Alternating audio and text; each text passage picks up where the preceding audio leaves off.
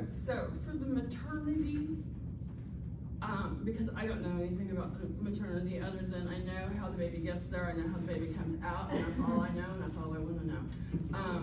So for that one, go into your Level Up RN, and there is a maternity cram course in there that is really good.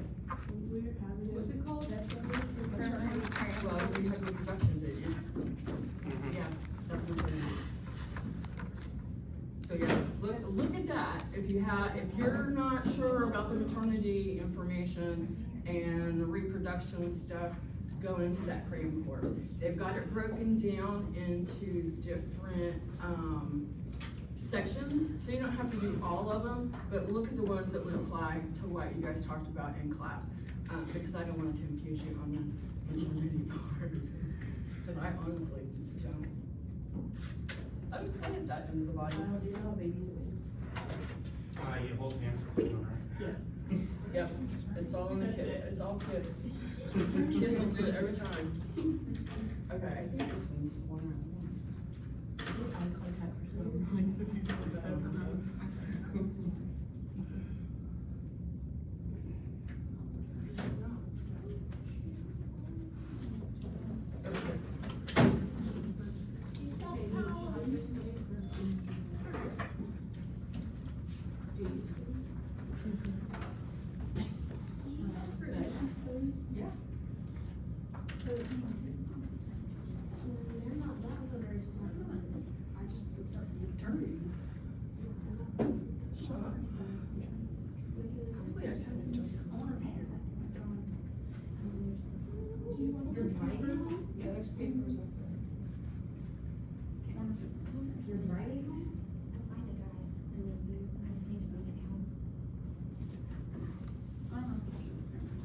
Okay. Your mom thinks she went to the hospital, so I called her. Ooh, I You can't. were out for 6 minutes, so we called your mom saying that you were gonna be there, so I would just call her and say. that Oh, you come were on. I guess I can't. That way I heard her voice in my head. So I'm gonna go over some stuff, and then we're gonna go through those case studies so that you can apply the stuff, okay? So, can you guys see that? You need a light out. It's kind of, some of them are dark. See if one of the lights will.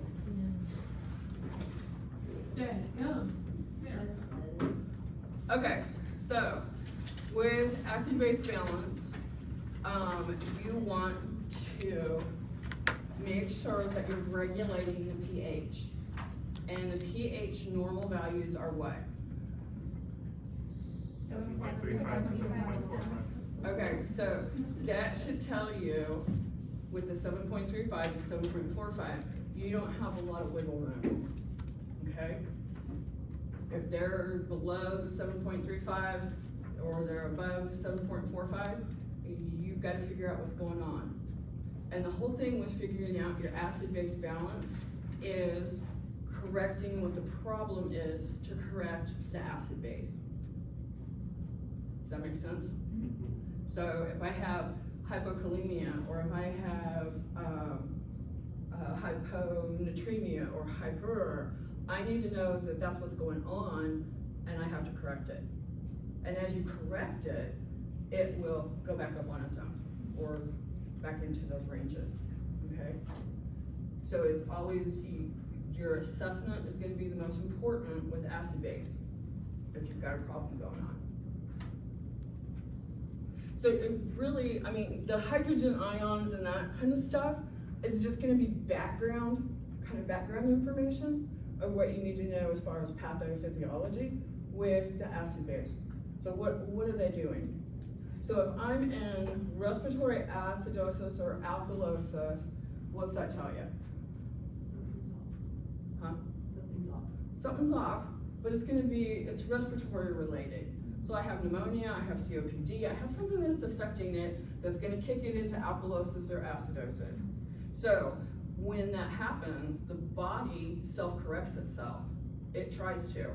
So it tries to compensate for it. So if it's respiratory, what are you gonna see in your ABGs? Your CO2 is gonna be higher. Bicarb. Bicarb, that's your kidneys. Your kidneys are gonna kick in and try to correct it. It's like the body's self-correcting mechanism. So if I've got respiratory, you're gonna see a change in the bicarb, because it's gonna try acidosis or like respiratory. Anything respiratory, the kidneys are gonna kick in. Anything metabolic, it's affecting your kidneys, the respiratory is gonna kick in. Those are the correction modes that you have with your acid base. Now, if it gets too far one way or the other, you have to help it, or we as nurses have to help it, and the doctors, because the body will just not be able to compensate for itself. So metabolic, which would be, Metabolic is your kidneys are affected. and your respiratory. Respiratory, your lungs are affected. And then metabolic, your lungs will kick in to try to correct it. If it's your kidneys, your respiratory will try to kick in and correct it. So what bicarb is gonna be with alkalosis, what would it be for? That's just to determine your respiratory and your metabolic, okay? That's all you have to worry about with that part of it. So the first things you're looking at when you're looking at your ABGs is your pH, is it up or down? And then is it the respiratory system that's affected or the kidneys? That's gonna tell you whether you're in alkalosis or acidosis because of your pH. And then your kidneys or your lungs are gonna tell you whether it's respiratory or metabolic.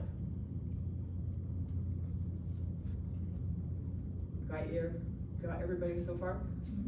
Okay.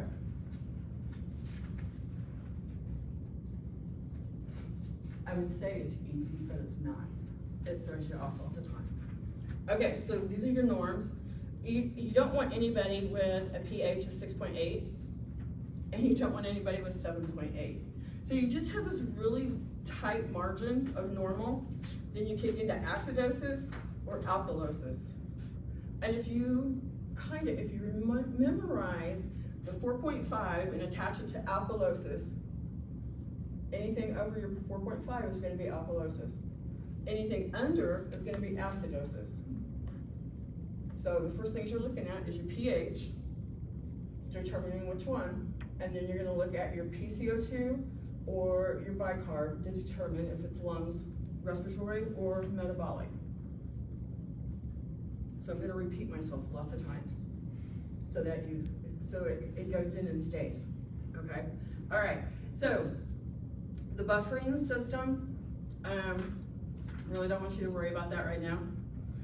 Your bicarbonate is your HCO3, and that's gonna be for your kidneys.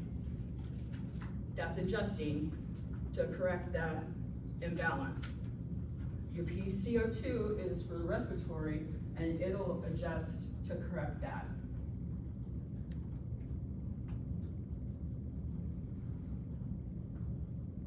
So they do talk about your bicarbonate being the buffer system, and it regulates the kidneys in the extracellular fluid if they pin it down that far for you. You will have acid base and fluid and electrolytes next semester and the semester after that too. So you have plenty of time. I had one student one time ask if fluid and electrolytes was as big a deal as we made it. And the other students looked at him like he lost his ever-loving mind, and told him yes.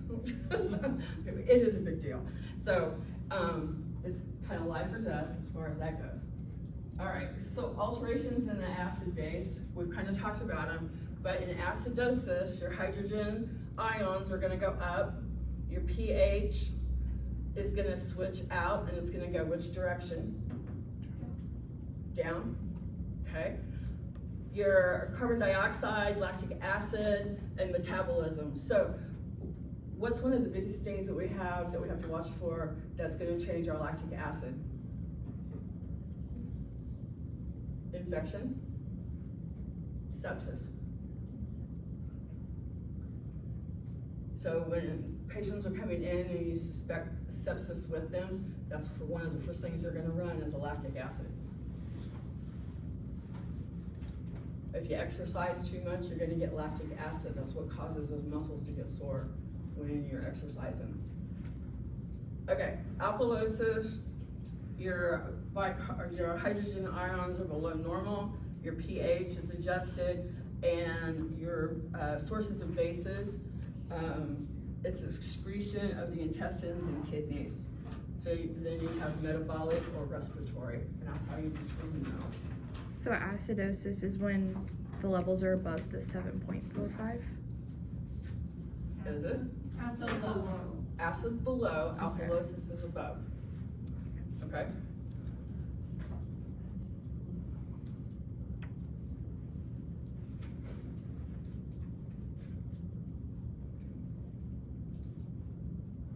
Okay, so,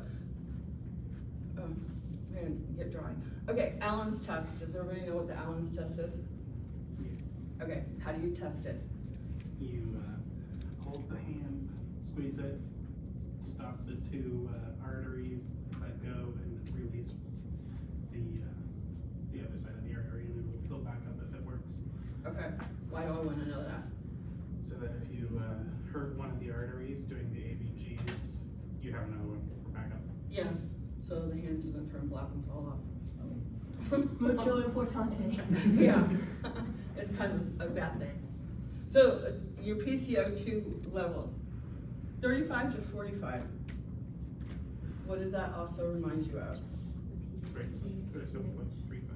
Yeah, your pH.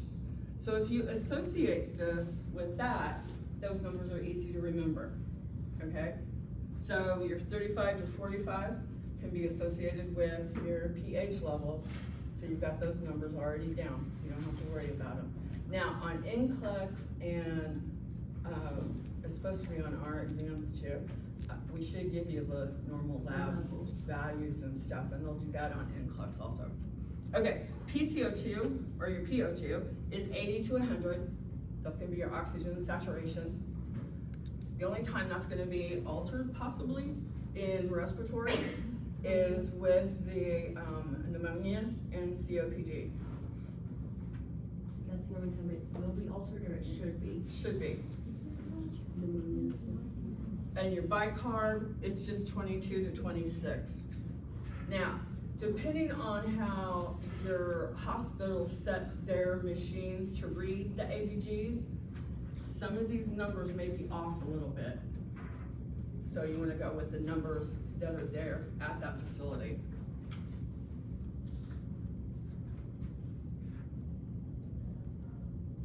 Okay, so respiratory acidosis is excess carbonic acid. That means it's just gonna up your hydrogen ions. It's measured by your PCO2. So greater than 45 millimeters of mercury and a decrease in your pH gives you respiratory acidosis. So with the alveolary ventilation, what disease process comes to mind that your patient could be at risk for respiratory acidosis? Asthma or COPD. Asthma, COPD, emphysema, any of those things gonna affect those alveoli because you're not getting a proper exchange.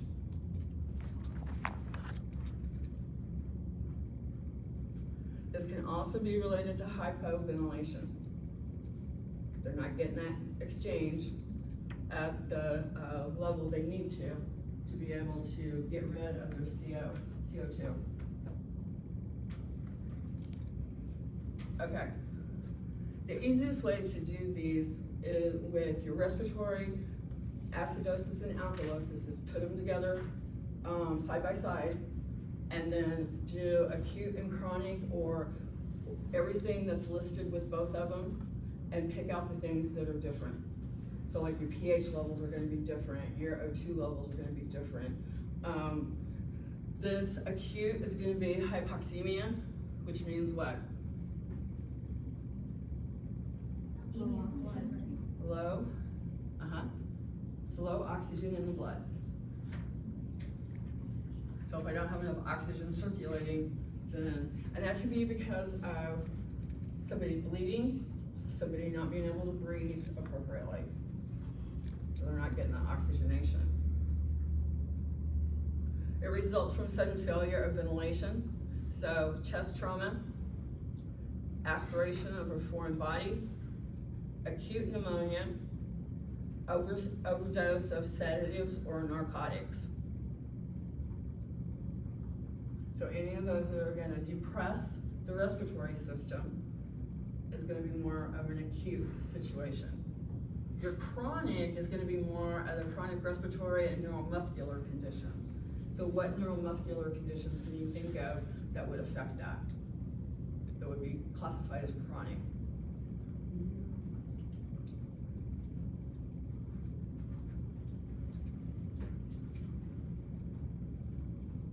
Like, Muscular dystrophy yeah, is one. I think I was thinking like scoliosis. Scoliosis could be.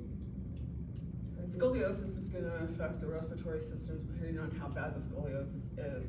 But when you're looking at neuromuscular, you're thinking of the muscles not working in the chest, so they can't get that good air exchange. This is gonna also affect alveolar ventilation. COPD, bronchitis, and emphysema are usually the major ones. Now with your COPD patients, is their oxygen saturation gonna be 80 to 100? It shouldn't be. Right? What'd you say? Is the oxygen level for a COPD patient gonna be 80 to 100? No. We usually want people sitting about 90, Right. 90, 95 to 100. So you're gonna want them You on want oxygen more. if they can't be to that, right? 'Cause you don't want them to stay under that for too long, or it's gonna have to bring it. No, What's the but key? Keep them at a lower O2 you keep them at a lower O2 level. Because oxygen. Mhm. Their body's not breathing. Yeah, yeah. So So- what Like would normal 88 or number be? If you go into a patient's room and they're having trouble breathing and they have a history of COPD, you don't wanna turn their oxygen up real high, because it's just gonna compromise them even further. So what you're doing is only giving them a low flow oxygen, unless they're in end stages COPD, and then we'll give them higher amounts of oxygen that way, mainly just for comfort level, so that they don't feel like they're suffocating, which COPD will make you feel like you're suffocating. Okay, your PCO2 increases over time and remains high. Kidneys will retain the bicarbonate. Your pH is often close to normal. You have hypercapnia, and the carbon dioxide narcosis can occur. And that's with oxygen therapy if I've given too much oxygen. So if I put a COPD patient on high flow oxygen, I'm gonna cause death more than likely. So you don't wanna do that. So I used to get mad at the EMTs because they bring patients in with COPD and they'd have them on 10 liters of oxygen. It's like, what are you doing? But they don't, they just don't know sometimes, so it's okay. Okay, respiratory acidosis. Did you guys get these pictures? Yes. Yeah. Did they help or did they not help? I don't think I should have looked up each word more, I think, and understood the actual vocabulary before trying to attempt understanding it. Yeah, I think they were That's a really resources. important thing. I don't know, I have these printed out for a long time. yeah. Last time. So I've got the pictures. Usually when I lecture on it, I get the pictures out so you can take notes off of them and stuff, so you kind of have a guide to go by. So if a patient tells you they can't breathe, what are you gonna do? You're gonna check their oxygen, you're gonna assess them. Yeah. But remember, you wanna go least invasive to most invasive. So what's the least invasive thing I can do for the patient if they tell me they can't breathe? Deep breaths. Head the bed up. You can put them in a semi-Fowler or a high Fowler position. And then later on, when they really can't breathe, then I'll ventilate them. They'll be on a vent, an ICU. Okay, so muscle weakness. That's a safety tip. That should trigger that if they've got muscle weakness, I want bed rails up, I want the bed low, and I want bed rails up, I want the call light with them. Several of you missed that question on metabolic.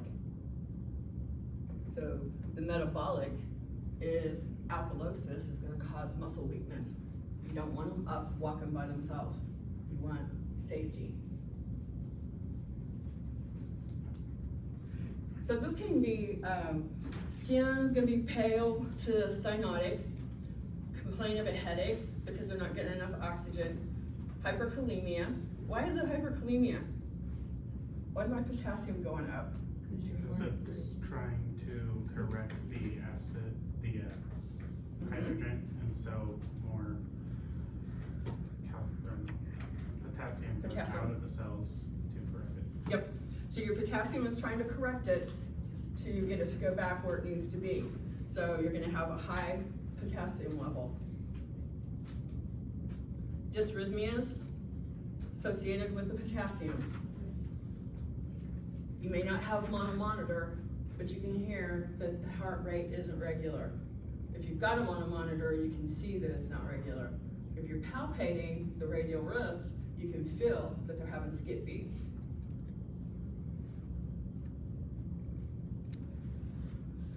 Primary cause of this is going to be retention of CO2 in the lungs. So, drowsiness, dizziness, disorientation, the muscle weakness, respiratory depression from anesthesia. If they've had like a head trauma, it could be elevated intracranial pressure. Overdose, airway obstruction, and that could be anything from pneumonia, COPD, ARDS. Do you guys know what ARDS is? You may not have had it yet. ARDS is gonna look like if you took, they're not gonna be able to exchange oxygen in their lungs, but if you took an x-ray of the lungs, it looks like broken glass throughout the whole lung. And they just can't breathe at all with it. And then pulmonary embolism, you guys know what that is? Okay, so any of those things can cause it. Any questions on that? So primarily, as a nurse, what can you do for this type of patient? Airway interventions, so setting them up. Okay, helping them breathe, setting them up, Something to manage the potassium. manage your potassium level. But if I manage the potassium level, am I gonna decrease the body trying to correct itself? Or do I wanna find the underlying cause of what's going on and it'll correct itself that way? Right. Yeah, so go with the underlying cause. What's causing it? Because then all of this will correct itself.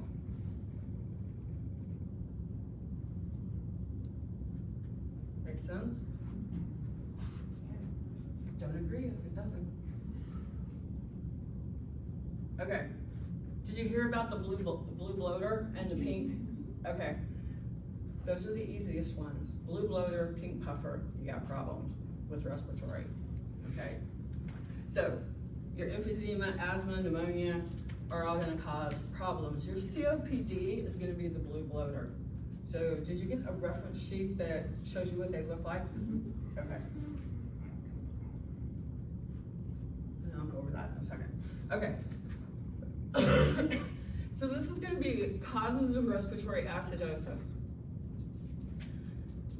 Main one is depression of the respiratory center, drug overdoses, head injuries, lung disease, which is going to take into your bronchial asthma, bronchitis, emphysema, chronic bronchitis. Anything that's going to affect respiratory can kick them into acidosis at that level. Chest injury. So manifestations are, you're gonna see a pH decreased, your PCO2 is gonna increase because they're not getting the oxygen that it needs, and your CO2 is gonna, or your HCO3 is gonna try to increase. You'll see an increase in it because it's trying, the kidneys are trying to pull that off and correct it. You're gonna have headache, weakness, behavior changes, confusion, depression, paranoia with the patient, hallucinations, tremors, paralysis. Paralysis is mainly because of the tingling and them having the lack of oxygen for that. And then stupor, coma, if we don't get it taken care of. Skin's warm and flushed, and then if you tested the urine when the body's trying to compensate for it, you'll have acid show up in the urine test. And in the 40 years of nursing, I've never seen them do a urine test to look for acid. They just do ABGs. Okay, so treatment for both acute and chronic acidosis is improving and promoting ventilation. That's all it is. You gotta get them to breathe. A lot of times with your COPD patients, if you have a patient that has anxiety, get them to look at you and do pursed lip breathing. If you can get them to focus on you instead of the fact that they can't breathe, then you can help get their breathing slowed down. So you have to get in their face and breathe with them and get it to come down. Sometimes it works. They'll follow directions. Sometimes they won't, but most of the time they will. Okay.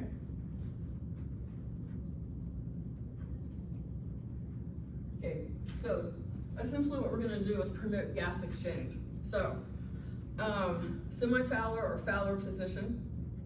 Now with your COPD patients, why would I not wanna put them in high Fowler position? High Fowlers are gonna be sitting straight up and down. So semi-Fowler, Fowler. Too much pressure on the diaphragm and it decreases their breathing. That's the same reason why you don't want a COPD patient to have 3 meals a day that are really heavy or overfilling because it pushes on that diaphragm and they can't breathe. So you want to cut their meals down to like 6 times a day and do small meals. You may see them that they just want a snack. They don't want a full meal or anything because it wears them out. Administer oxygen as it's ordered. Monitor the response to oxygen. Auscultate your breath sounds. So with your pneumonia and with pneumonia, what are you going to hear in your auscultation? Crackles. Crackles. You may not hear a lot of air movement if it's consolidated. You could hear a rub. Okay. So if you have a patient that has asthma or emphysema or COPD, what are you going to hear? More of a wheeze, and what's causing the wheeze? Constriction of, because they're filling up with fluid, or that irritation of the air and inability to breathe is making that inner tissue close down. So if I have a patient that has a wheeze, is it a good thing that they don't have a wheeze a few minutes later? No. Yeah. No, it's not, because if I'm wheezing and you can hear the wheezing, and then all of a sudden you haven't done anything for me other than oxygen and maybe sitting up in the bed, and my wheezing disappears, I'm closed off, and you're gonna have to trach me or ventilate me or something that way to get things open. So it's not a good sign that the wheezing goes away. Now, if you're doing the treatments, like the breathing treatments and those kinds of things, then that will open it back up, it'll dilate it back out, and it's okay that the wheezing goes away. Okay. Frequently reposition and encourage ambulation. It's going to depend on how the patients tolerate an ambulation, of how much you really encourage that. Encourage fluids, because we want to keep things kind of dilute as far as that goes. Now, suctioning a patient. If you suction a patient that has COPD or pneumonia or any of those kinds of things, putting sterile water in the patient or in the ventilator or something like that, it does not dilute or liquefy the sputum, so don't do it. It causes pneumonia to the patient. So you can clean your apparatuses with the saline and stuff like that, but just don't put it into the patient because it doesn't do anything. It just causes more problems. Okay, administer medications, so this is where you're gonna have like your bronchodilators, your breathing treatments, theophylline, a lot of times they'll use for, your COPD patient. They've got newer meds now that they use, with your COPD patients. Provide percussion, vibration, postural drainage. Do you guys know how to do those? Hope to break some of that stuff up. Postural drainage is kind of like standing the patient upside down practically. But what it is you're just turning the patient from side to side, front to back, and then you're tipping the bed up and turning them and stuff. And what it does is kind of move those secretions around to where it helps them cough it up as far as that goes. The vibration and percussion, most of the time in the hospitals, respiratory therapy will do that. But anytime that you do percussion, you want to cup your hand and hit this way, or cup, hit. Don't do it flat or a fist. That's inappropriate. Are you awake, honey? I'm getting a deadpan look, so I was like, oh shoot. Over concentrating. It's okay. And then the drainage stuff. They don't do a lot of that postural drainage anymore. Now, if they're in ICU, they have vibration vests that they'll put on them that shakes them, which they hate. They don't like it, but it does help with the secretions and stuff. Okay, priority actions and interventions for respiratory acidosis. You want to reduce their anxiety.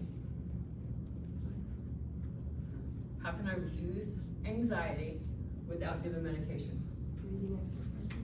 Breathing exercises, what else? Distractions, lowering the stimulation in the environment will help. Shut the door. Shut the door, yeah. Now, shutting the door may freak them out, so check with the patient if they want the door shut or not, yeah. So, remain with the client and monitor, explain procedures and treatments. Reduce the stimuli, make sure they're calm, supportive of the family and stuff that way. COPD patients do not want people hovering around them, and families like to hover. So you may have to have them back up a little bit or go sit down until they get to breathing better on their own. You want to reduce risk. A lot of times the patients, because of the breathing, will have blurred vision and altered level of consciousness. So you want to make sure you're watching and making sure they're safe with that. You're assessing level of consciousness, orientation, strength, frequency, place call alarms within reach. And I mean, you may have to go to a soft alarm if they can't if they're weak, they're not gonna be able to push those buttons on some of those alarms that are in the hospital.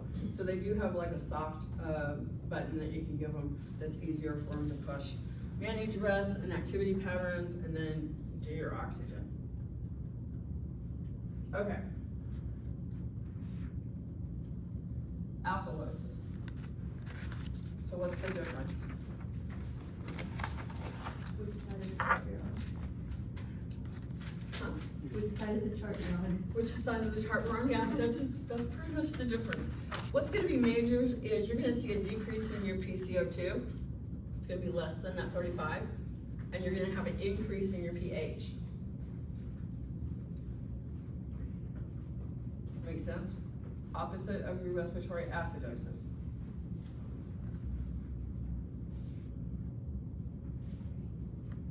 So what you're gonna see is more of your hyperventilation, and they do not recommend to breathe into a brown bag anymore, you know, how they used to. If you were hyperventilating, they have you breathe in them.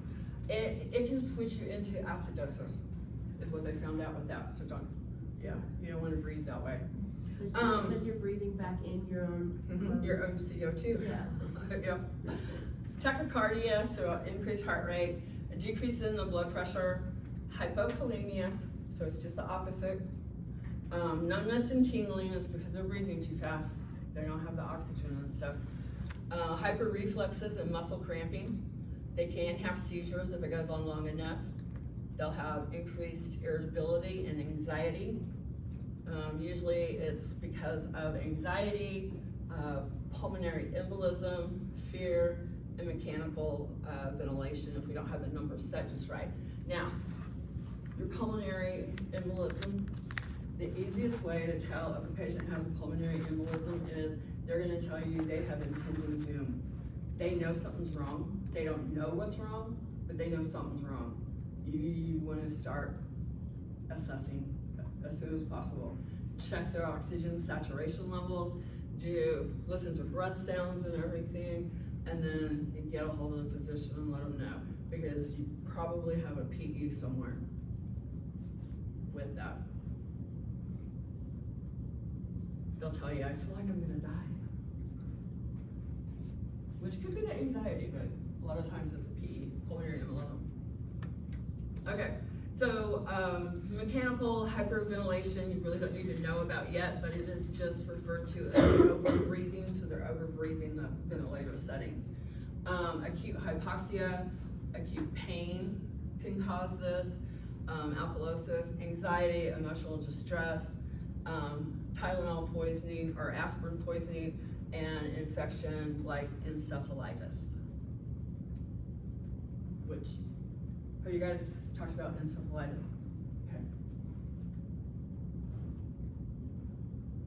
Okay, so a lot of this you're gonna see if you're working in an ICU with the respiratory alkalosis is gonna be from excessive ventilation.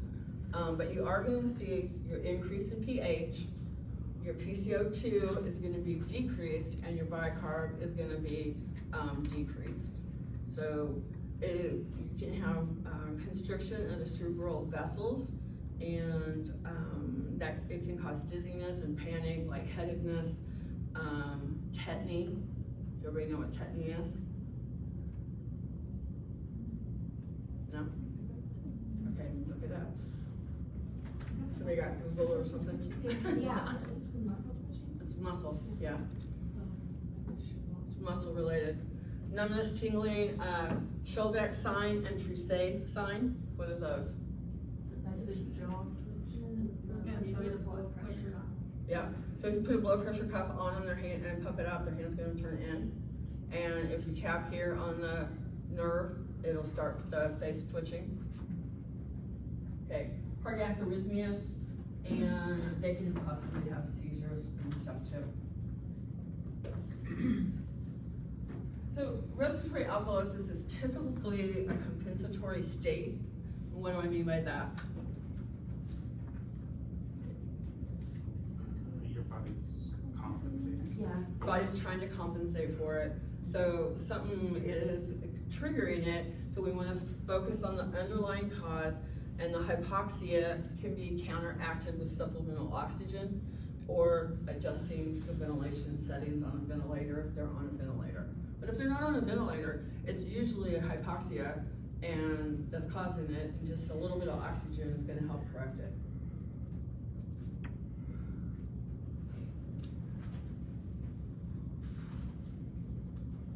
Okay, that paper bag thing should have been taken off of here because you can't use that. So don't use a paper bag, and if it's a paper bag, it's on the test, you get that question back because it's not a paper bag. Reduce anxiety. Additional assessments are needed: respiratory status, breathe with the patient, and prevent reoccurrence. You know, anxiety is kind of hard to prevent, but you can kind of let them know how to work through it, some coping mechanisms, different things that way to decrease their anxiety. Yeah, things to watch for. Okay, so metabolic acidosis. Is this helping? Yeah. Okay. If it's not, I'll stop. Okay, so metabolic acidosis is going to be metabolic. It's kidneys. This is where you're going to focus on. If your PCO2 isn't adjusting, look at your bicarb, because then it's going to go down or up depending on whether it's acidosis or alkalosis, and it's the kidneys. Now your pH is going to decrease to tell you whether it's alkalosis or acidosis. But your PCO2 isn't gonna change unless the body's trying to compensate. And you really shouldn't have any questions on compensation right yet. That'll be next semester. So, metabolic acidosis. You guys will all be next semester. I heard that. Okay, headache, decreased blood pressure, hyperkalemia. So, what was the other one that had hyperkalemia with it? Respiratory acidosis. Respiratory acidosis. So anytime the patient's in acidosis, you're gonna have hyperkalemia going on. Muscle twitching, warm flushed skin. The other one we had cool skin, cool pale skin.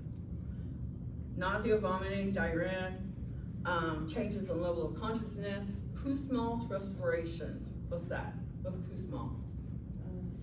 It's a rapid, fast. Rapid? Uh-huh. What type of patient are you gonna see Kussmaul's breathing with?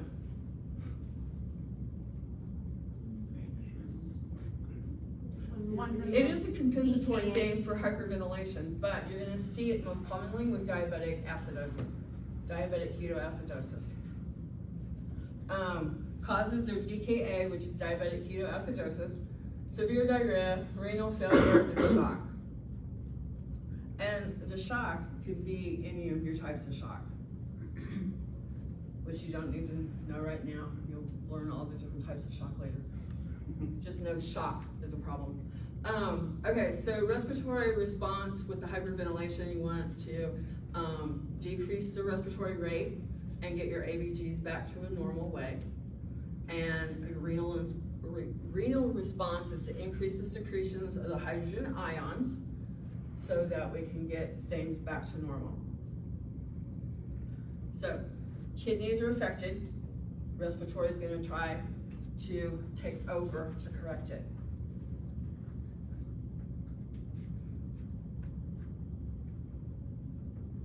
Metabolic acidosis causes can be aspirin overdose,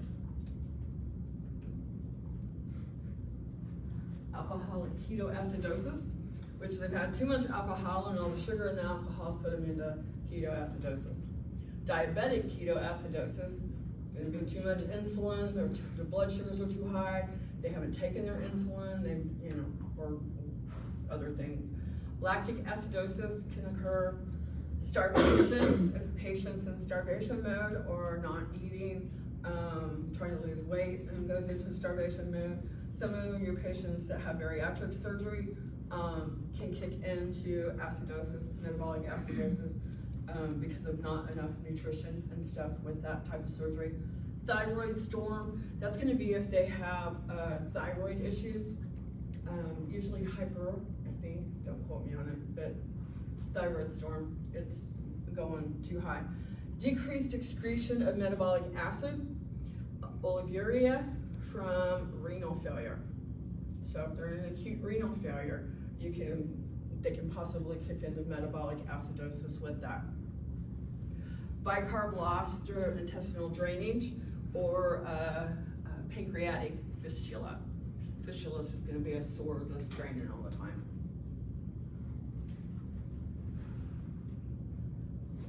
Which, the weirdest fistulas I've seen were abdominal fistulas from this little dude from New York that wanted to drive cross country, and he duct taped them. He ran out of bandages, so he duct taped them. I was like, what in the? He ended up in ICU in Chinook, Kansas. I was like, good grief. And I was like, why'd you come this way? Why didn't you go north? So, anyway. Okay, so metabolic acidosis, this is gonna be all of the different things that can cause it. Really, nobody thinks that diarrhea is gonna cause metabolic acidosis.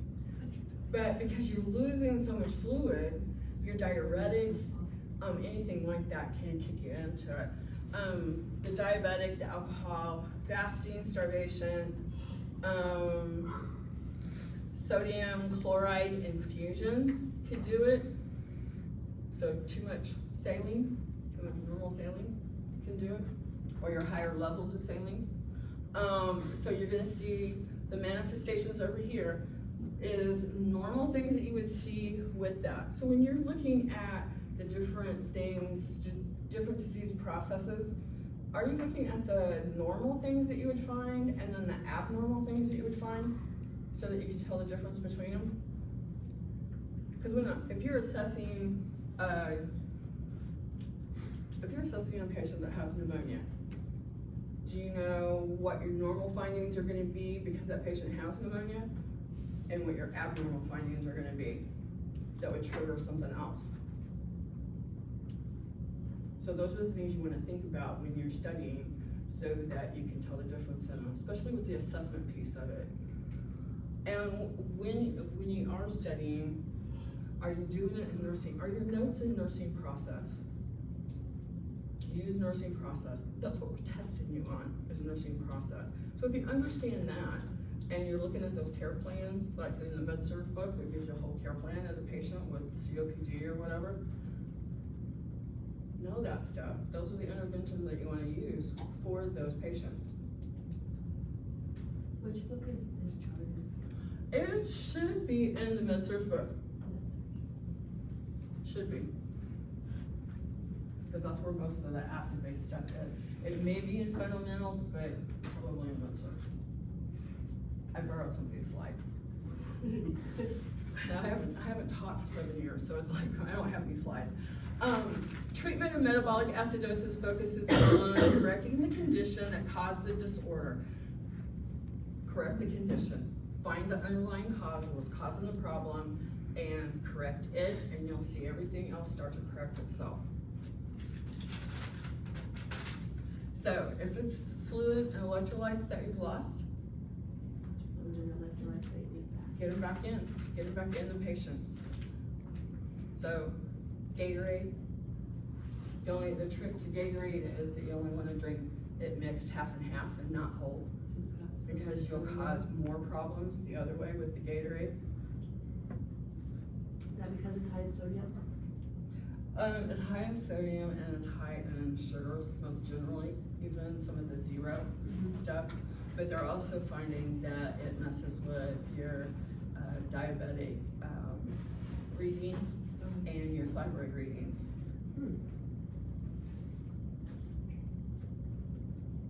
Okay, so your nursing priority actions and interventions, you want to monitor your cardiac status. So you're wanting to know what your vital signs are and maintain them. You want to know your pulses, that you have good peripheral pulses, and check all nine spots. Capillary refill, you want to check it and make sure it's good. Monitor EKG or ECG patterns, dysrhythmias, especially with the hyperkalemia. So on a 12-lead EKG, have you guys gone through what a normal heart rhythm looks like? We did inform some. Inform some, okay.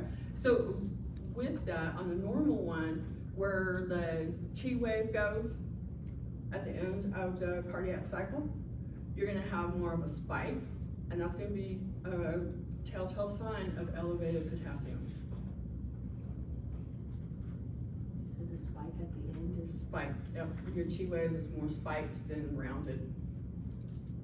Okay, monitor potential for excess fluid volume, and monitor and maintain fluid replacement as ordered. You don't want to over fluid them, but there are conditions where people drink more fluid than what they need, and that can cause problems and stuff, so you have to monitor them that way. Watch your sodium levels and osmolality. They'll mainly watch sodium levels. Heart sounds, lung sounds, you want to listen to those. If you have a central venous pressure line, a CVP, you have that in ICU. We've monitored those numbers on that. Monitor respiratory status, your edema, urinary output. You want to make sure you're doing it hourly. Maintain accurate I&O records and obtain daily weights to make sure your condition is stabilized, and administer your diuretics. So you always want to know how much is put out from the diuretic. So you want to wanna watch that really close to know how much fluid's being put out. So if they have a Foley catheter, if you give a diuretic, dump your Foley, so you know this is what's being put out from the diuretic, and not have to guess that, well, I think there was 200 in the bag, and now I don't know, because there's 1,000, and it looks like a big basketball. Okay, interventions of metabolic acidosis, you wanna prevent injury, and that's with all of them. Any of the pH balances with alkalosis or acidosis, you want to prevent injury. Monitor neurological function, institute safety precautions, orientate to time, place, and circumstances, keep family objects near and allow significant others to stay with the client, focus on underlying cause of the imbalance, and that's pretty much with all of them. And then if your interventions and your teaching, if it's related to diabetes, mellitus, focus your education more towards the diabetes. Starvation, figure out why they're not eating. It could be anorexia related. A lot of this will happen with anorexia neurosis, where the patient doesn't eat. Or if they're bulimic, it can happen with that because of excessive vomiting. Alcoholism, alcoholics drink, they don't eat. So it causes problems that way. Renal failure, diarrhea, ileostomy, drainage. If they've got excess drainage from ileostomy, watch them for your metabolic acidosis. Okay, so your metabolic alkalosis is too little metabolic acid. It's going to be an increase in your HCO3 and an increase in your pH. So both of them are going to go up.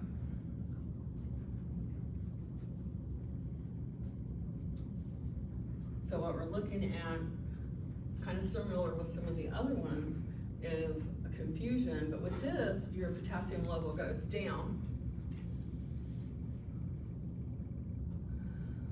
You can have tachycardia.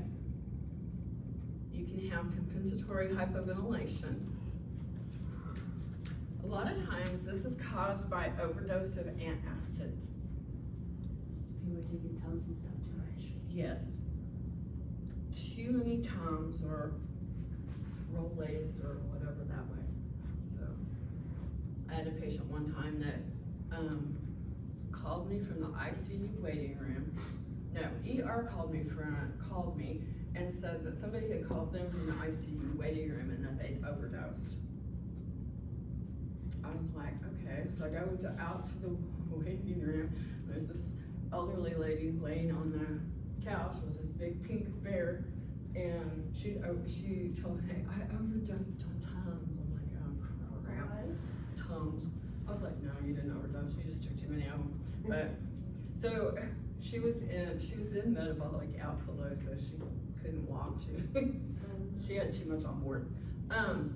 Dizzy, increased irritability, nausea, vomiting, anxiety, and seizures, tremors, muscle cramps, tingling, low calcium level is usually can result in that tremor, tingling and fingers.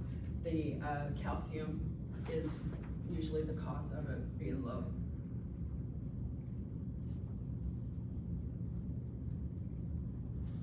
So renal response is more bicarb than the kidneys can handle or excrete.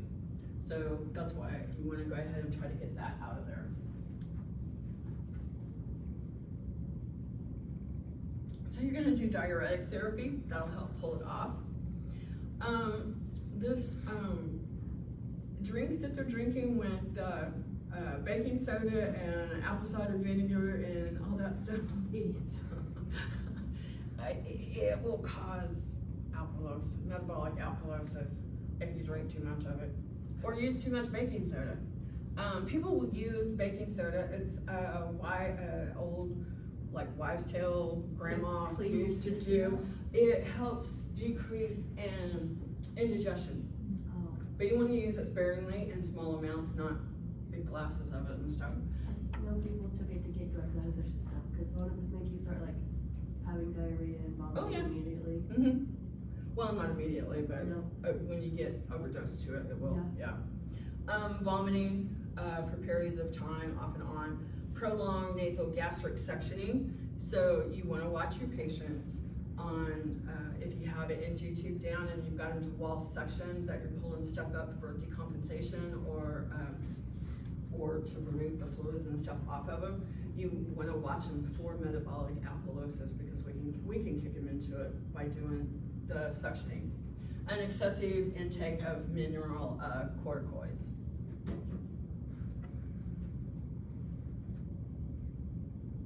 So this kind of just gives you a list of things that you can be looking at. Hyperalmation solutions, parental solutions containing lactate, so LR. If you give them too much LR, they can have problems with that. Anything that's gonna lose the hydrogen ions, which is gonna be your gastric suctioning, vomiting, binge purge system, so your bulimic patients that eat everything in sight and then throw up, that it can kick them into metabolic alkalosis. Alka-Seltzer, Malanta, any of those kinds of things can cause problems too.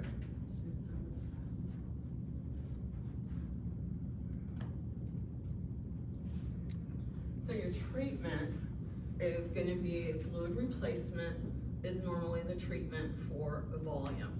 So that's contraction, alkalosis. It refers to increase in pH that occurs due to fluid losses. So as soon as you start getting the fluid replacement back in, it should start normalizing the alkalosis back to normal.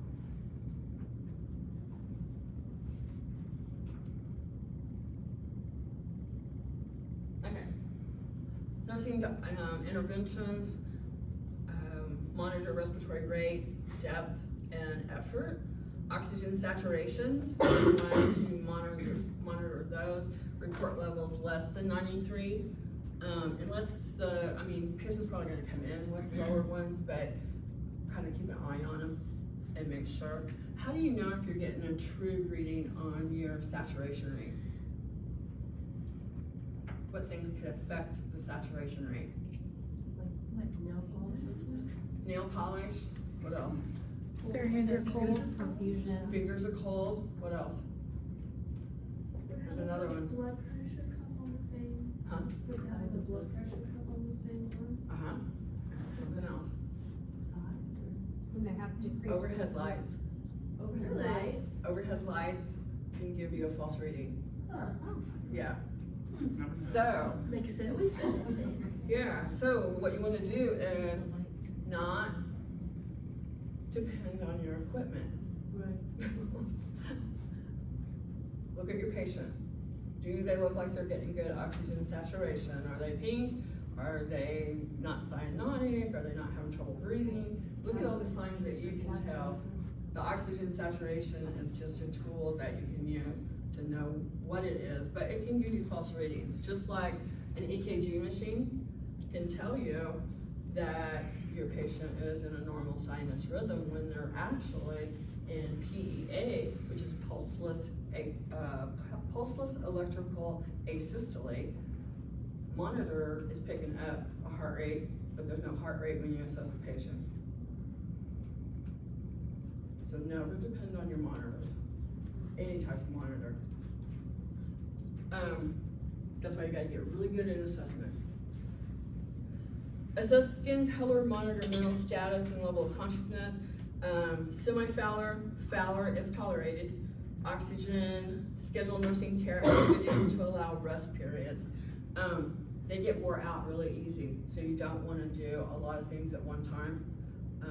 Kind of schedule it and break it up a little bit. Same as you would with a COPD patient, or if you go into isolation. Do certain things and then go back out. Isolation, you would kind of want to concentrate a little more and get as much done as you can while you're in there, so you don't have to go back in there as much.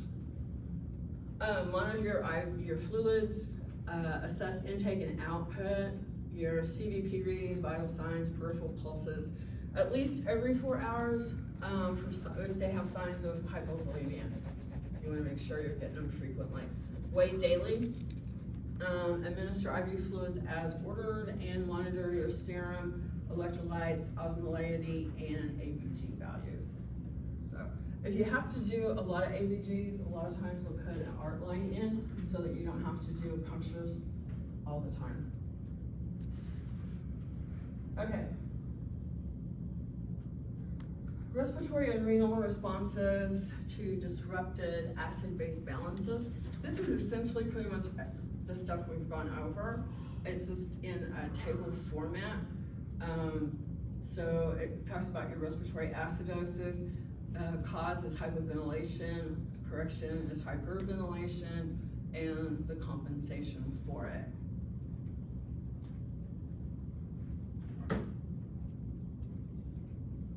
These are common underlying conditions that will affect your acid-base balance, and we pretty much talked about those. So anything that's gonna affect your lungs or your kidneys can kick you into one way or the other. Okay, this is how I learned the ABGs.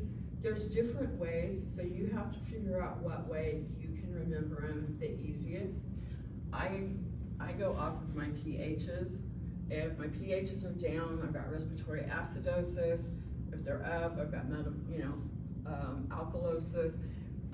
This is gonna also tell you with compensation what you're gonna see. And if it's respiratory alkalosis or acidosis, with compensation, your bicarb level is gonna go up if it compensates. That's the main thing. Any other time, if it's respiratory, your bicarb level stays normal. But once the body wears itself out and it can't compensate anymore, the kidneys will kick in and that level will go up. So then with your acidosis or metabolic and stuff, it'll do just the opposite. Then that's when your respiratory will kick in. Does that make sense?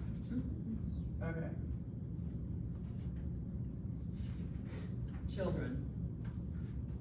Infants, children are greater risk because their kidneys aren't mature and their metabolic rate is greater. Body surface area is bigger. So, and they won't compensate as well. They run out easy.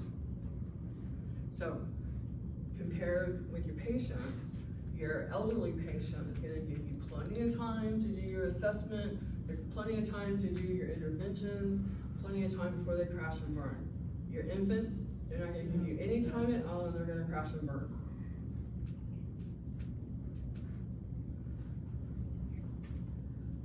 Older patients, remember because of the decreased kidney response and overload, and they have comorbidities, they have more than one disease process going on, a number of things could be affecting it.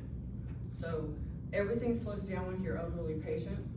So it's slower, but it's harder to get back to normal with them. Same interventions with both of them. Okay, so arterial blood gases, that's just a reminder of what you're looking at. And then COPD. So do you guys understand COPD? Do we need to go over it? You okay with COPD? Okay. Are you able to share this with us? This, yeah. It should be on our resource. Yeah, it should be. This is what we went over, I think. Is this the same PowerPoint? I think so. I don't think it is, because we didn't go over compensation, and it's kind of. Yeah, obvious. because she said, remember we skipped over like the Compensation though, you don't need to know. Yeah. But this is PowerPoint. It's PowerPoint you guys use? Okay. So there's the pink puffer and the blue bloater. Those are always fun. And that's how I memorized them that way. You got a pink puffer and a blue bloater. And I go through the tests. Okay, pink, blue, okay, it's this. Okay, let's see. This is still COPD stuff. Nursing process. Pneumonia, you okay with pneumonia? Yeah. Need anything on it? Nothing clarified? There's the pneumonia picture.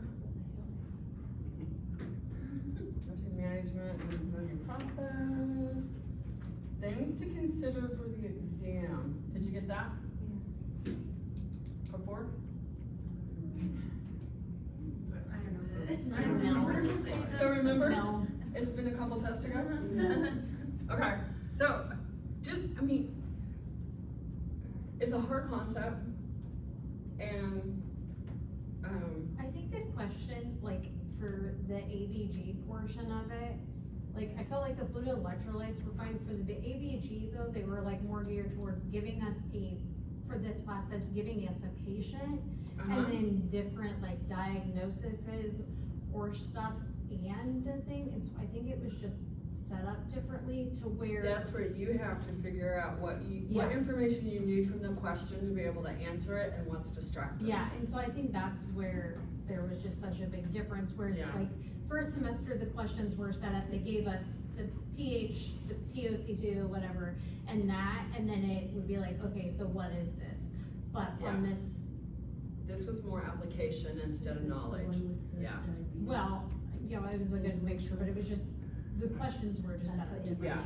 Yeah, they would be set up a little different, so, like the first time you guys had fluid electrolytes and acid base, it would have been more knowing what those numbers are and minor things with them. This test would have built on that, and you would have had to apply it to a patient. So if you're standing there taking care of the patient, what do you need to pull out of that question? And what do you need to pull from your mind, from Yeah. studying, to be able to answer the question? But it was more like, I think we were under the impression that it was like a, just like a refresher, kind of. Oh, no, it wasn't a refresher. In that, I just think that You that's, learned that and the so hard way. like, I think that's You learned that how. the hard way? Oh, yeah. Sorry, guys. And so I think that's where a lot of the struggle came from. Yeah, Yeah. probably, yeah. It wasn't, no, there's no refreshers in nursing school, so don't go over that. That was false impression. Sorry. Yeah, it's, if you, like you had it first semester, you had it second semester, we're gonna build on it again in third and fourth semester. So that's why it's important to get it down as early as possible. Then it's just a review to add new information to it. But that's hard to do when you don't understand it In the first place. first time out, yeah. And that's resources. Okay. So.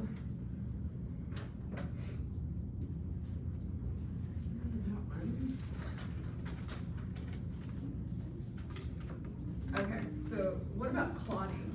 Are you guys okay with clotting? We really I wasn't didn't. sure. We didn't have our lecture, that's the one that we missed. Yeah. That's the one that she did the voiceover PowerPoint on? Yes. Okay, so essentially with clotting, you either have blood flow or you don't. What are you gonna do if you don't have blood flow? Well, you'll die if we don't take care of it. And start building up. Yeah, yeah, so you're gonna have clot formation. Right. And, okay, this is where the nerd side of me comes in, because I love the clotting cascade. Once I figured it out, it's like, oh, cool. But this is what the clotting cascade looks like. And if you have problems within the clotting cascade, depending on where it is, you're either gonna bleed or you're gonna clot. Right. That's the essential piece of it. So you really don't have to worry about memorizing the clotting cascade unless you really just, or don't have anything else to do. But once you kind of figure that piece of it out, then you kind of know your clotting or coagulation disorders, and you know, like hormones can cause clotting. If you have a family history of clotting, you would not want to take birth control, because it's gonna cause problems. So what you're looking at, and I think probably the biggest thing is knowing what the definitions of the words are, so that you know what to do with them when you're being tested on it. So thrombosis or thrombus, it's an embolism. It's a blood clot. That's all it is.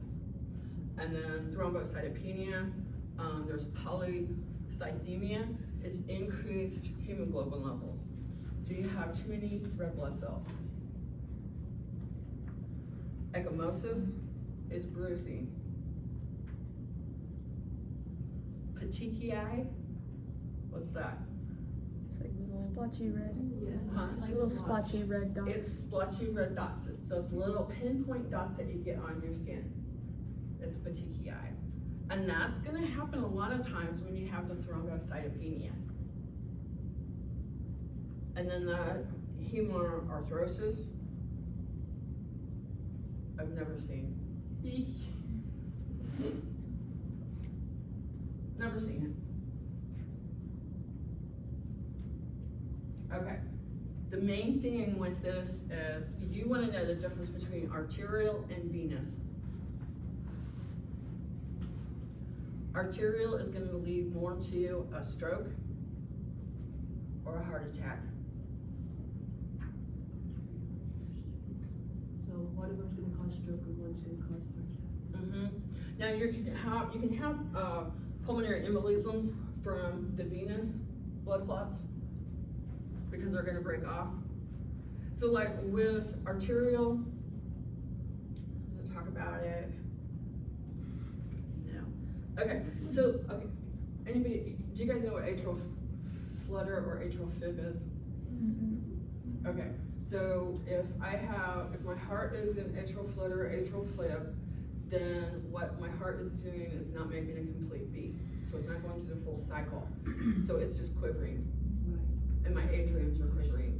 So the blood pools at the base of the atrium. When it does make a complete beat, it pushes all of that blood out. All of that blood that's pooled here is coagulated, and it breaks it up and sends it out into the system with embolize. So it can go for heart, head, for stroke, into the legs, anywhere into the system with that. So essentially, that's kind of what happens with your strokes. You've got embolism somewhere in the arterial, it breaks loose, and it gets into your brain. Now it can cause a blockage, or it can cause a bleed. The bleeds are kind of cool to watch, not for the patient, but when you see them in X-ray, they shift. Like when they're bleeding, the hemispheres of the brain will shift to one side or the other because of the bleed. Usually not a good sign. But you want to know those kinds of things because do I want to give a clot buster to a patient that's got a bleed? No. And I don't want to give a clot buster to somebody that's had surgery in less than 6 weeks because it's going to make them bleed. So you want to know the difference between these and what you're looking for. So your deep vein thrombosis, we used to put patients on bed rest with that. Bed rest causes more blood clots. They don't put them on bed rest that much anymore. So what medications am I going to be using for a deep vein thrombosis? Heparin, Lovenox, one of those is going to help not so much dissolve the clot, but it moves it out, or it's not a problem. So, any questions on arterial or venous? It's more common. Huh? Is there a more common one? Or just not just Yeah. Kind of want to know what those stroke signs are. Heart attack. And the thing to remember with your heart attacks, and have you guys gone over myocardial infarctions before? A little bit? Yeah. With those, you've got that injury zone. And when you get blood back into that injury zone, it can spread the heart attack. So more of the muscles problem can be. You can still develop clots off of that extension. So you have to kind of watch for that, even with stuff on board.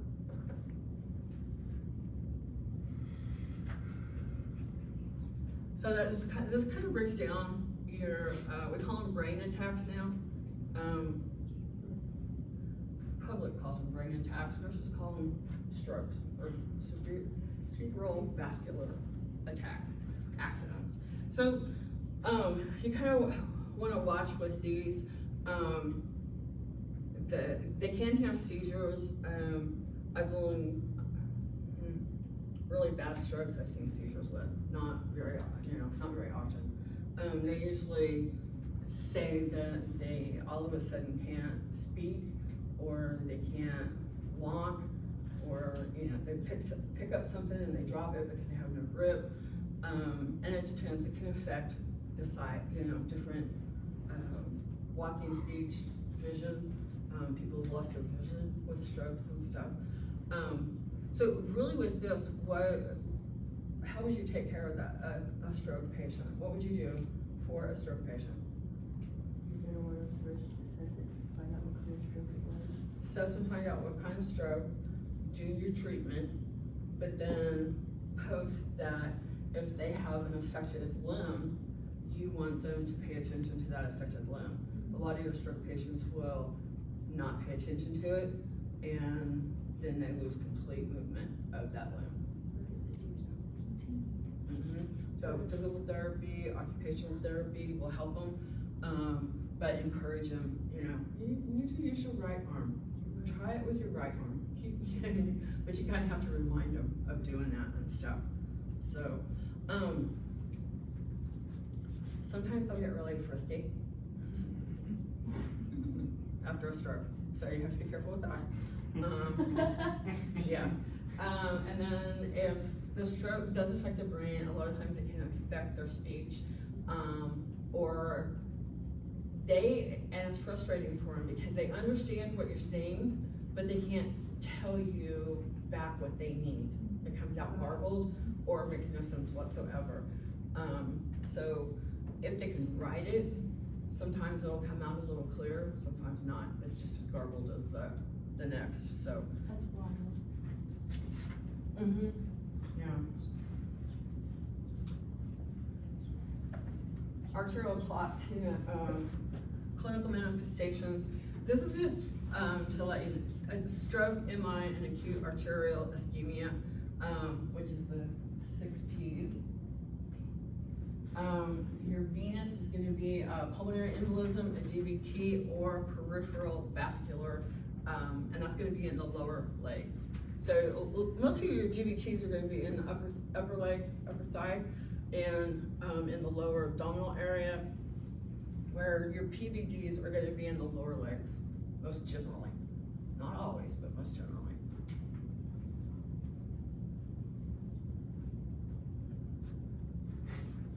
So there's TED hose that are fun to put on people, and the compression boots and stuff. They do help keeping the circulation and stuff. You've got to keep a patient in bed, but we do try to get them up as much as possible. We went from keeping them in bed for 2 weeks to getting them up as soon as they're post-op. I mean, it just, yeah. I've had patients cuss me out because I got them out of bed. So it's normal. They don't like it. This is pretty much just a comparison between atrial and venous ulcerations. So a lot of times it's going to be more that it's the foot that's arterial, and more on the lower leg that's venous. So intermittent claudation. So they can be walking for a little while and then have like a really bad spasm in their leg, and it hurts really bad, or they're laying in bed and all of a sudden it grabs them, and they have to put it out. Your pulses are going to be weaker. There's usually not any drainage. A lot of times it's that black eschar or gangrene that you're going to see in the toes, and they fall off eventually. Yeah. I lost toes one day. You could not find them? I couldn't, no. This Where lady, did they go? I don't know. Oh my gosh. This lady came in off of a bus and wasn't feeling well, and they sent her to the hospital. And I was assessing her and stuff, and I knew she probably had leg ulcerations and stuff because of the way her legs look. But when I took off her song, I heard little things rolling, and I was like, oh crap. And I looked down at her foot, and no toes. I was like, No toes at all? no toes, all of them come off. Oh. Yeah. We see that a lot at the state hospital, like with people that are just outside for so long and they Maxed get, out people. yeah, they Yeah. just. they lose. Yeah, it was sad, and I was like, oh my gosh, so I located 8 of the 10. They But were I like, couldn't find they two were of them. probably well, maybe 2 of them were already off. It could have been, I don't know, but I told the doctor when he went in to assess her that I lost toes and to watch where he stepped, Oh my just gosh. in case. She was still in shock. I was like, Oh my gosh. I was like, oh my god. So, those are kind of your differences. They used to say that the arterial, if it was arterial circulation and problems that way, the leg was shiny and hairless. And that the other leg is venous, it wasn't that way. But arterial's toes and your venous is gonna be up higher. A lot of times you're gonna see the venous with diabetic patients because of the secondary cardiac and venous problems that come with diabetes. Neuropathy and stuff.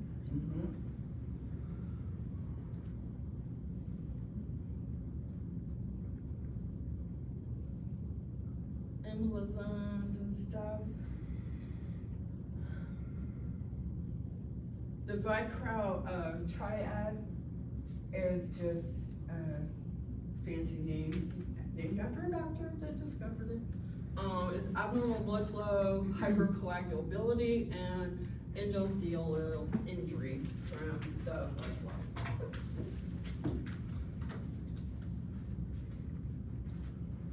Okay.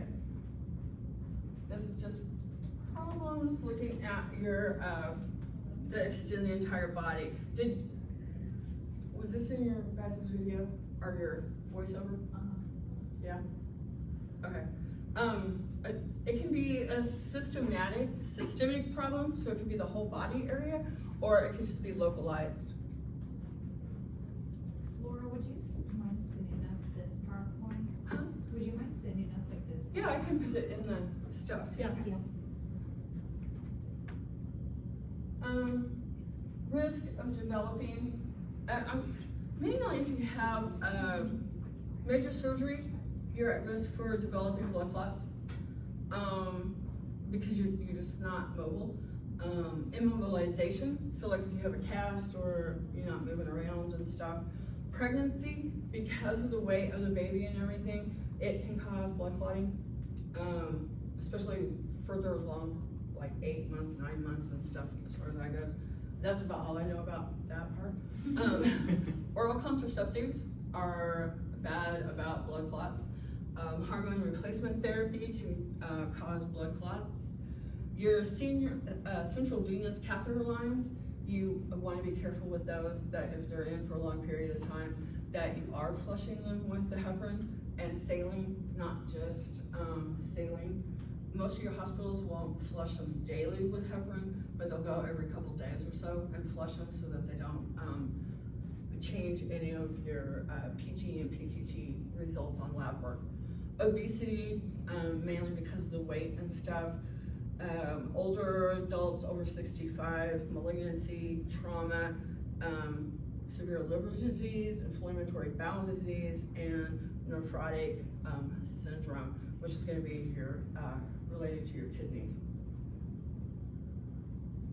But those will all put you at risk for that. Traveling in an airplane can put you at risk for blood clots if you're traveling for a long period of time.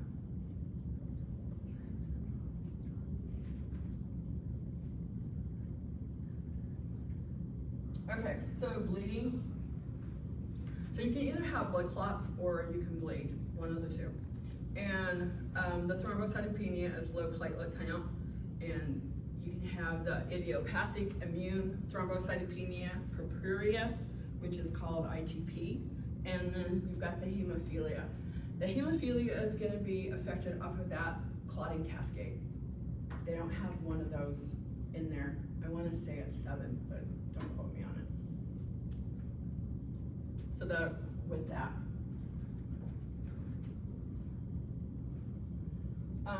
Prolonged bleeding or excessive bleeding. Systemic bleeding, you're gonna have that ecchymosis, petechiae, and purpurea. Purpurea is just gonna be those larger purple areas on the skin that they like blood underneath the skin surface. Frequent nosebleeds, blood in the stools, urine or emesis. Blood in the stool, coffee ground is usually your telltale sign, or tarry stools. Bleeding gums, bleeding within the joint, excessive menstrual bleeding and fatigue. Localized bleeding is gonna be more bleeding or ecchymosis at the injury site. Surgical site, always remember with your surgical patients that if you're seeing the hemoglobin dropping on your lab work, that you need to check your patient and see where they're bleeding from. You may not be able to tell that they're bleeding outward, like into the dressings and stuff like that. But if they start getting like a more rigid abdominal area and they've had abdominal surgery, that could be blood that's accumulating in there. They could have a bleed. And then you also want to check and look at how the patient's laying, because gravity, when it bleeds, it'll go to the back side and you may not see the pooling, but they could have a whole lot in that bed. So you have to be careful with that. If you're giving, I'll get you. If you're giving heparin shots or Lovenox shots, watch your injection sites because they can start bleeding that way and it'll wrap around and go into the kidney area. And if it wraps around, they're bleeding and they could die from it. So be careful with that. Yeah. So with the coffee grounds, is that also in the stool? I thought it was just vomiting.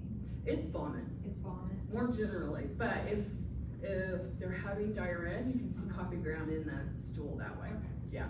Usually your stool's gonna be tarry and your vomit will be like coffee ground, but if they've got the diarrhea with it, it can be coffee ground because it's not staying in the colon and stuff as long and it can go through a lot faster.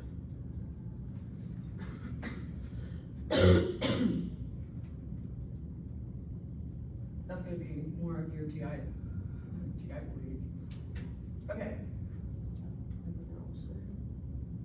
Hematology studies. Do you guys have any questions about that? Like your CPC and hematocrits and those? Okay. We should still have the values for most of that if there's a question on it. Yeah, they should have the values on them. The thing to watch for is occasionally you might get a question that your hemoglobin has dropped or your hematocrit and hemoglobin have dropped and it's post-op.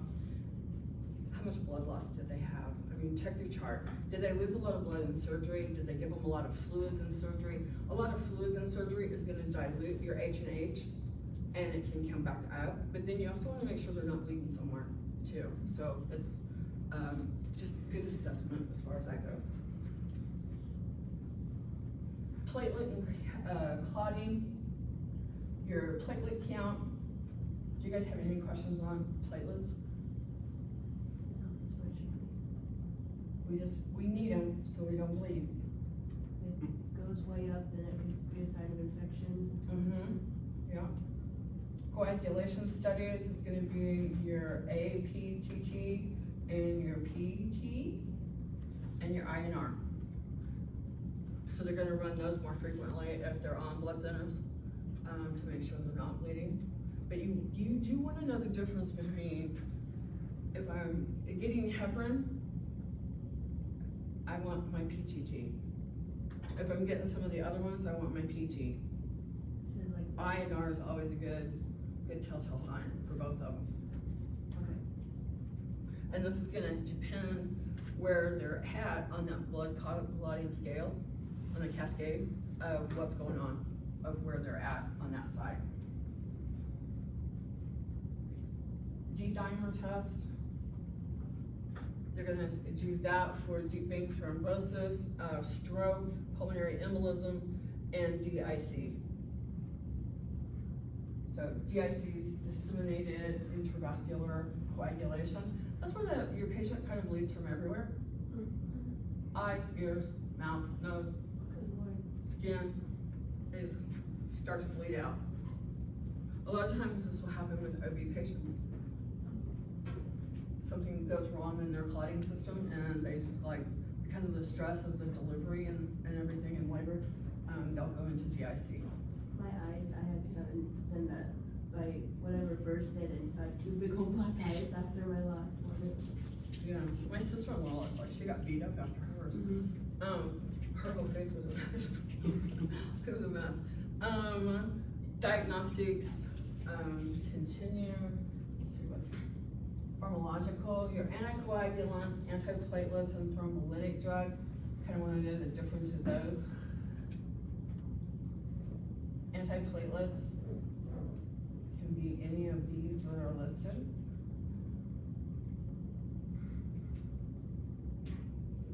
The main thing with your medications is if you're giving them, what are you following up on? Do you know if it's working or did it not work? Did it work too well? Are they allergic to it? Follow up and make sure that your evaluation and stuff is there. Kind of know what the medication's for. The test, the NCLEX itself, when you go to take it will have all generic names. It does not list any trade names. And they started doing that when the Canadian nurses are taking the same test that we're taking, so they put everything generic, because they don't do anything trade name in Canada. It's all generic. Platelets, antiplatelets, anticoagulants. Eliquis is pretty much a norm anymore, just for the fact that they don't have to do a monthly blood test on it. And then your generic is the heparin or the Coumadin that they'll use too.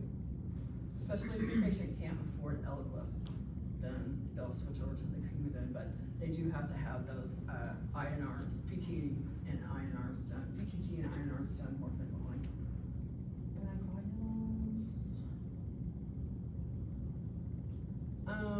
Thermolytic drugs, this is your antiplase, the activase, retinase, TNcase. We're gonna give these more with your stroke, if we know that it's not a bleed, and your MIs, so that we can try to save the tissue and the heart muscle. Let's see. Nursing consideration, it's mostly the things that we talked about, but when you're doing your assessment, you kind of want to look at all these things that could cause blood clotting with your patients, so that you can take precautionary measures with them while you're treating them.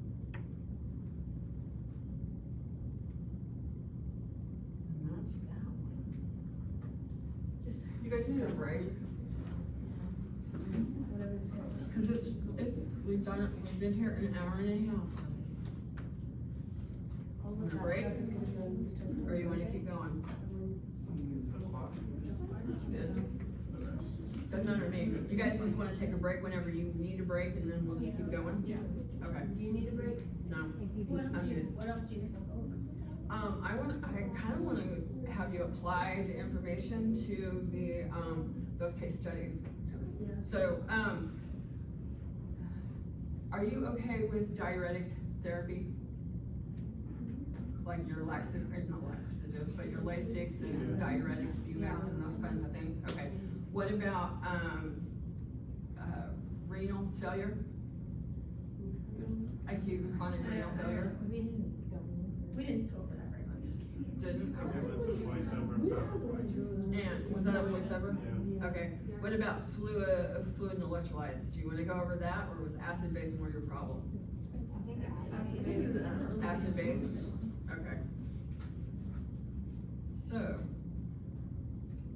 on the fluid and electrolytes, the main thing is just learning interventions that you would do for them and the differences between them.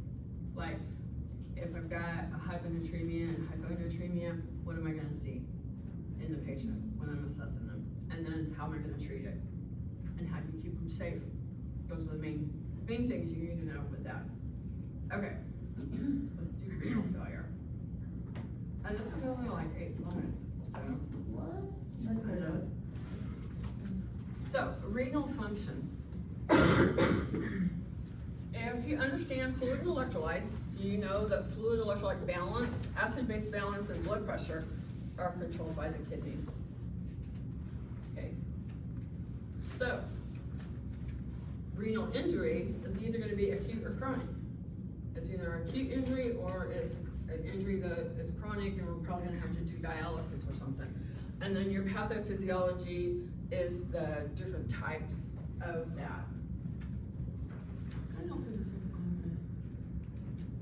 in the right way. Okay, so do you guys understand the glomerular filtration, the Bowen's circle, all this capillary blood flow, and the loop of Henle, where most of your diuretics work?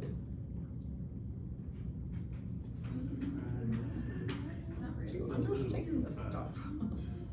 No? I don't think I've ever seen I know the name. Yeah. The loop of Henle? Yes. I know the name. That's a Lasix thing, yep. Okay, so essentially, if your kidneys are functioning inappropriately, this will all work like it's supposed to. If they're not functioning, it won't work. So then you treat the underlying cause. What's going on with them? Too much fluid, not enough fluid? Do they have other comorbidities that will affect renal flow and the kidneys and stuff? If they have something that's gonna affect the circulatory system, it's gonna affect the kidneys. If the blood pressure's too low, it affects the kidneys.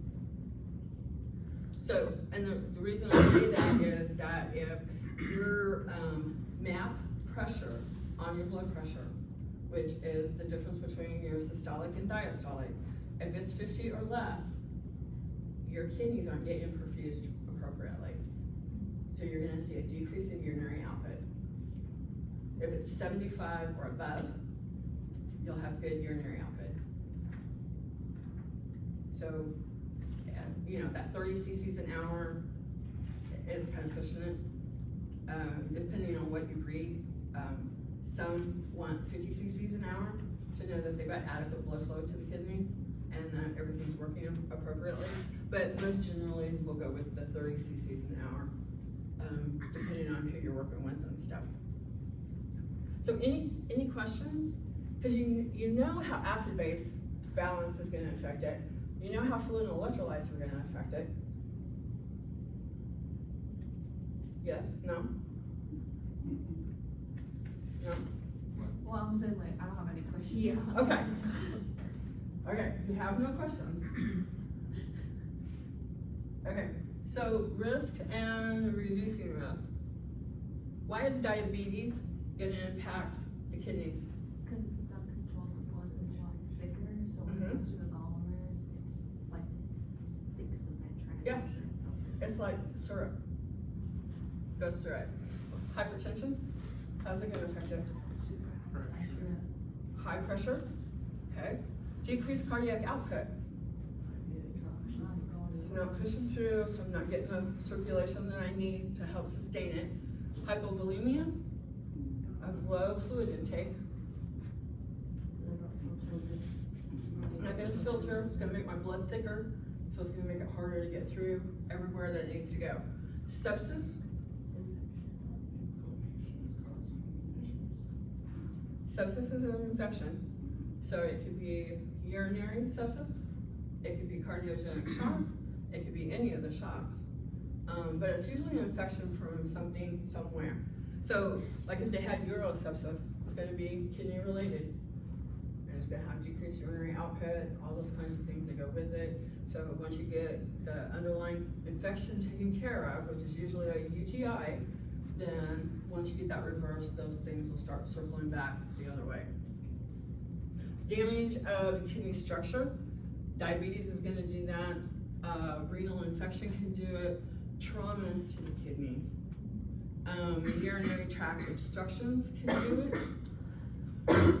Hospitalization.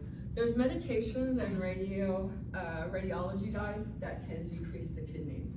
So if your patient's diabetic, they're on metformin and they're gonna go in for a CT scan with dye, that's not a good combination. It can shut their kidneys down. So you wanna make sure they're off the metformin for 24 hours ahead and 48 hours after to get that dye flushed out of there. If they're allergic to shellfish, they can't have the dye. It could cause allergic reaction and affect the kidneys and stuff that way. Okay, unseen cellular or no symptoms. People can be in acute or chronic renal failure and really not have a lot of symptoms. And then all of a sudden they're like, boom, their kidneys are shut down. So you kind of have to be real observant with your patients as far as that goes. So your end stage, your glomerular flow rate is gonna decrease. It goes down, it's like 15 mils a minute, and that's really low. They want it like at 60.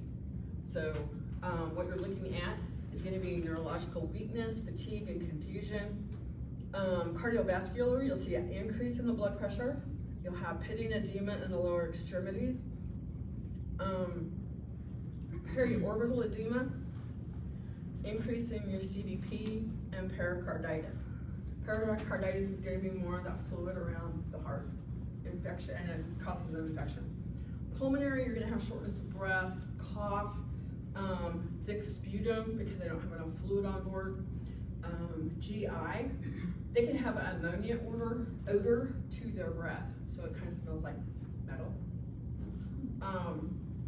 A metallic taste in their mouth. They'll complain that everything tastes like metal with that. And they can have ulcerations in the mouth. They can have anorexia or nausea, vomiting.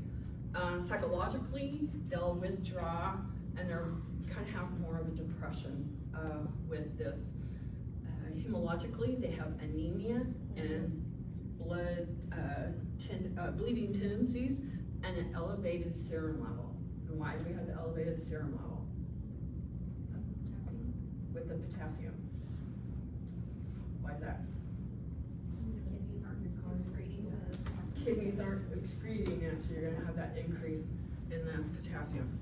Skin's gonna be dry, flaky, ecchymosis, purpurea. It can have a yellow-gray color to it.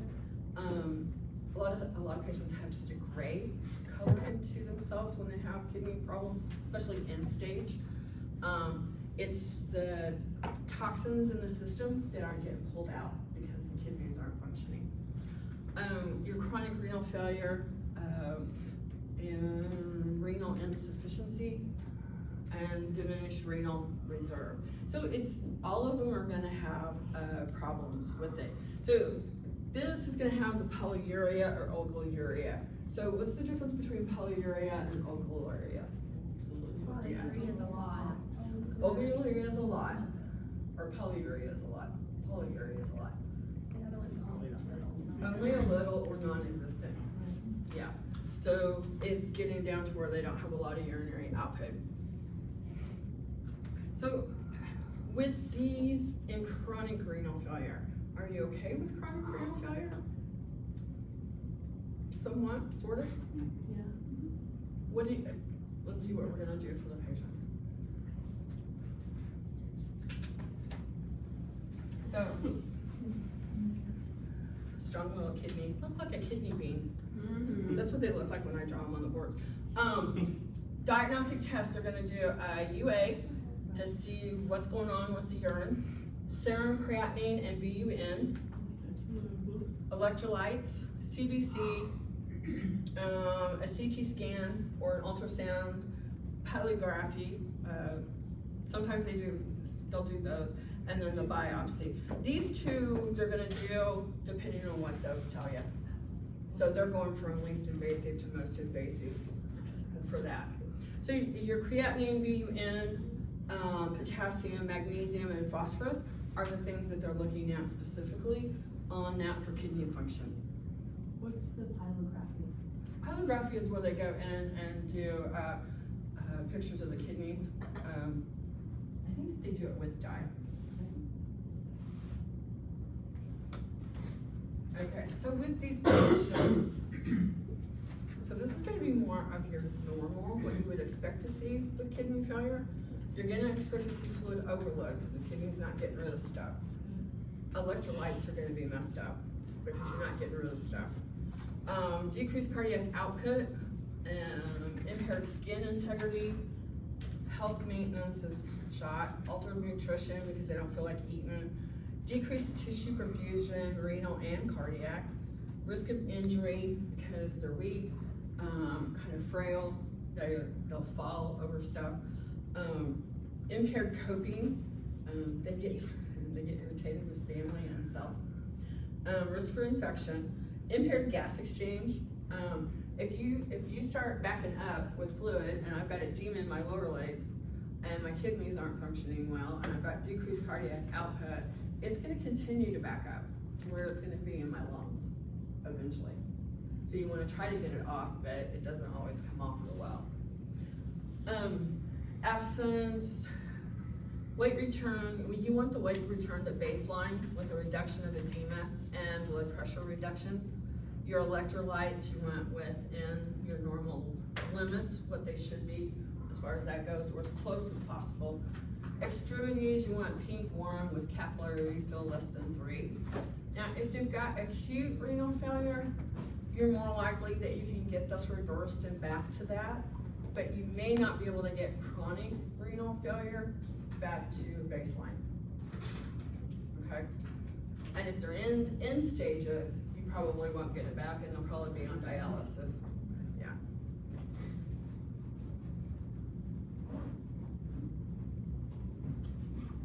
So interventions, it's like with most of the other ones. Who needs dialysis? You want to check acid problems, electrolytes, intoxications, and that's like water intoxication. With that, not like alcohol intoxication. Overload of fluids and uric symptoms. So, and some of your kidney patients can get a uric frost. So it kind of looks like they've got snowflakes on their skin, and you wipe them off and then they come back. So it's just the body trying to get rid of the uremia. You want to monitor your I's and O's, assess lung sounds, maintain fluid restriction, limit proteins, limit sodium and potassium, monitor labs, provide skin care and oral care, and teach them about diet, dialysis, monitor weight. They do have dialysis that they can do at home, that they don't have to go to a dialysis center. And then they have, some places have even gone to where they do the dialysis overnight, so that the patient can sleep during that and then kind of carry on a normal day during the daytime, which I think is nice for them, because that's like 4 hours, 3 times a week or better that they're in dialysis, yeah.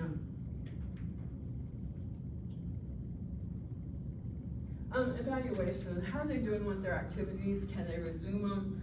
Are their labs within normal limits? Blood pressure controlled?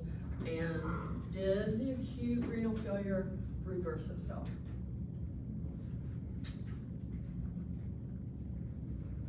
So really, I mean, it's more of knowing what the differences is in those signs and symptoms and how you want to treat it. So, now, do you want to go through the case studies and apply the information? Okay, so which one? You wide awake and ready? The one that's been drawing every 5 seconds. No. Whatever one we're doing, that way, when I post this, people can Yeah. follow along maybe.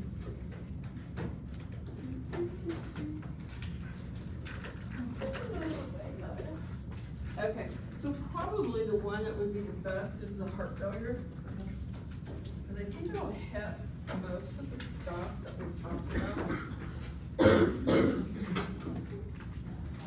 And I'll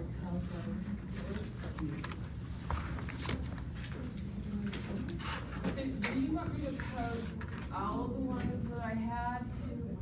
So I have acid-base clotting, diuretic therapy, the diuretic pages, the graph pages, and then fluid and electrolytes and the renal. I can post all of those for you. It might be nice too, because they'll all be right together. I'll put them all in the same thing. I'll just put it as, I'll put it in PCC and I'll put it in PCC review, and I'll put all of them in there. Okay. Will these be in there as well, the case studies? Yeah, I can put those in. Okay, let me see. I'm getting a rash, I think it's not contagious. You think a rash? I was a couple year trainer. Yeah.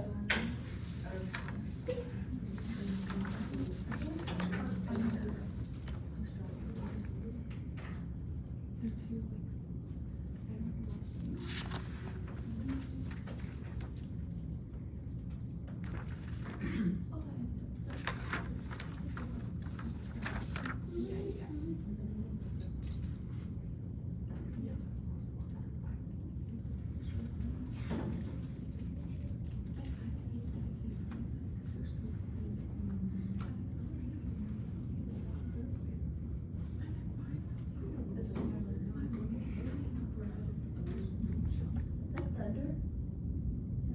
That's an airplane. Oh. Sounds like an airplane.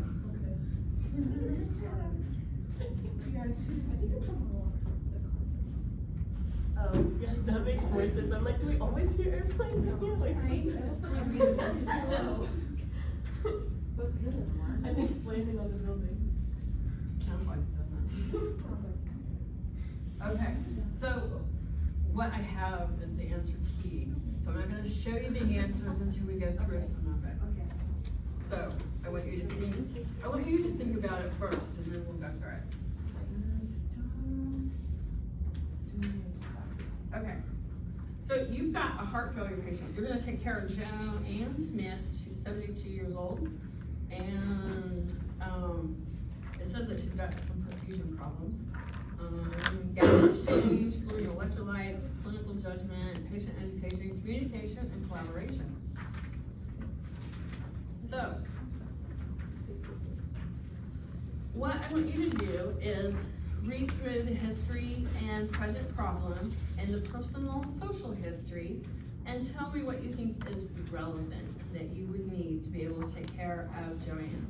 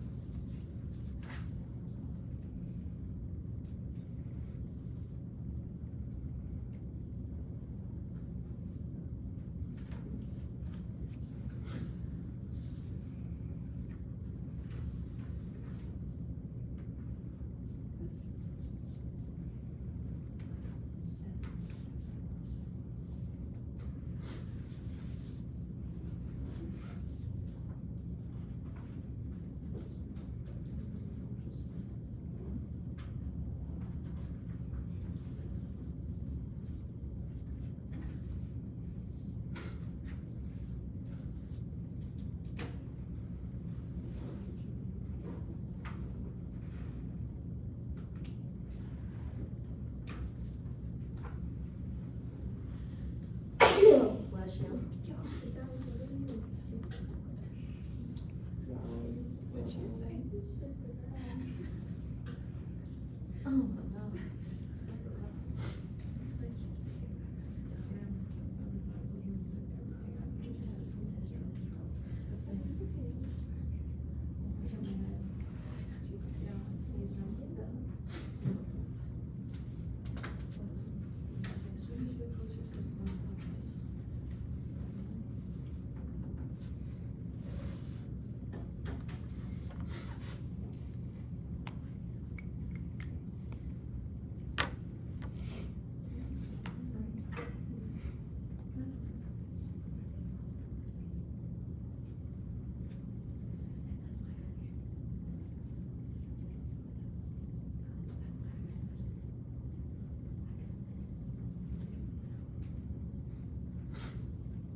Let me know when you're ready.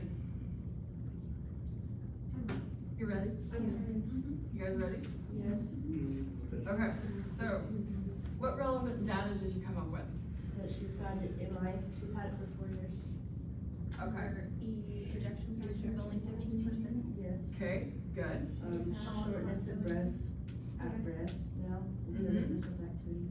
Yeah. Swelling in her legs and Gained 6 weight pounds. gain 3 days. Speaks only in partial sentences before having to take a breath. Yes. Yeah, okay. So the ejection fraction is only 15%, must be recognized by the nurse, and stage terminal heart failure. So your ejection fraction is telling you that she's in heart failure, because she is not putting out an appropriate amount of blood, oxygenated blood and stuff. She presents to the emergency department with shortness of breath in the past 3 days, with shortness of breath, and her breath has progressed from shortness of breath to activity becoming short of breath at rest. That's significant. So like the patient tells you they sleep in a recliner, do they sleep upright in the recliner, or are they laying down? If they sleep in bed and they say I sleep with pillows, how many pillows do you sleep with? Those are all clues to let you know that they have trouble if they can't lay flat and stuff. So it could be respiratory, edema, anything like that. It's noted swelling in her lower legs, and she's gained 6 pounds in the last 3 days. Not normal, so we've got some fluid going on. Okay, so the orthopnea is a clinical red flag that is commonly seen as left-sided heart failure. It continues to progress, and the ability to speak only in partial sentences is also consistent with increased respiratory distress.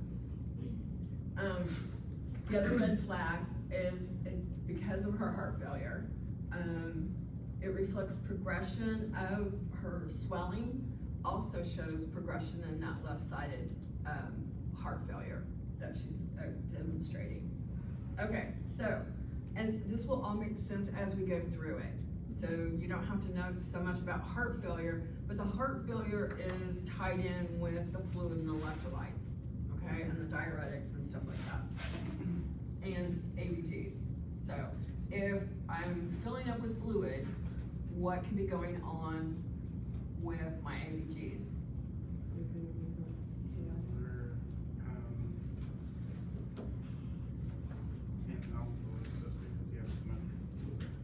Okay, so I can be going into respiratory alkalosis because of my fluid increase. Does that make sense? Yes. Yeah. Okay.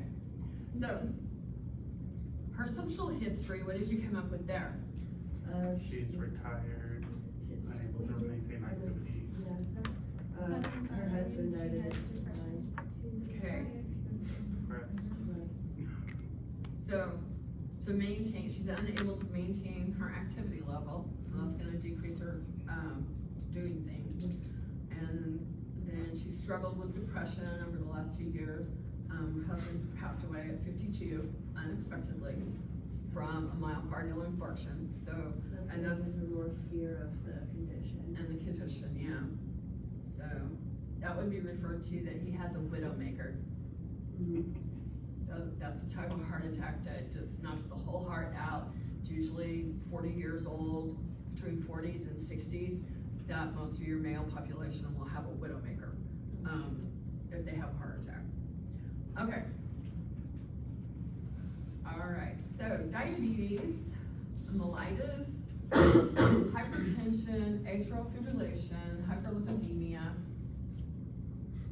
is part of the past medical history. Chronic renal insufficiency, cerebral vascular accident, heart failure, and an MI with 2 stents, and the LAD 4 years ago.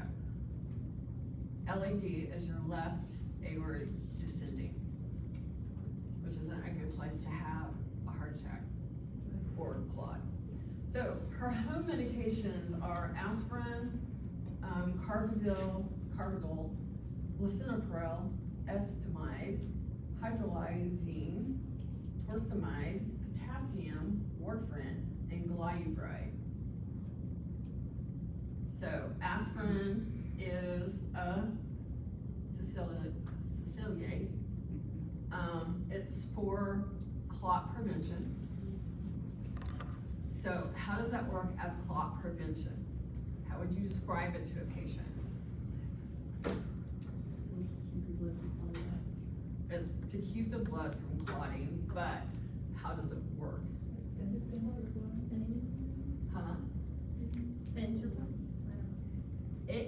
keeps the platelets from sticking together. So it makes them slick, so they'll slide by each other, so they don't clump up. Okay, the carbidiol is a beta blocker, and it's to lower the blood pressure and heart rate. Lisinopril is an ACE inhibitor, and it lowers the blood pressure and protects renal. A lot of your diabetic patients will be on a low dose of lisinopril because it protects the kidneys, especially with diabetes. Okay, Okay, that's lisinopril. the lisinopril, yep.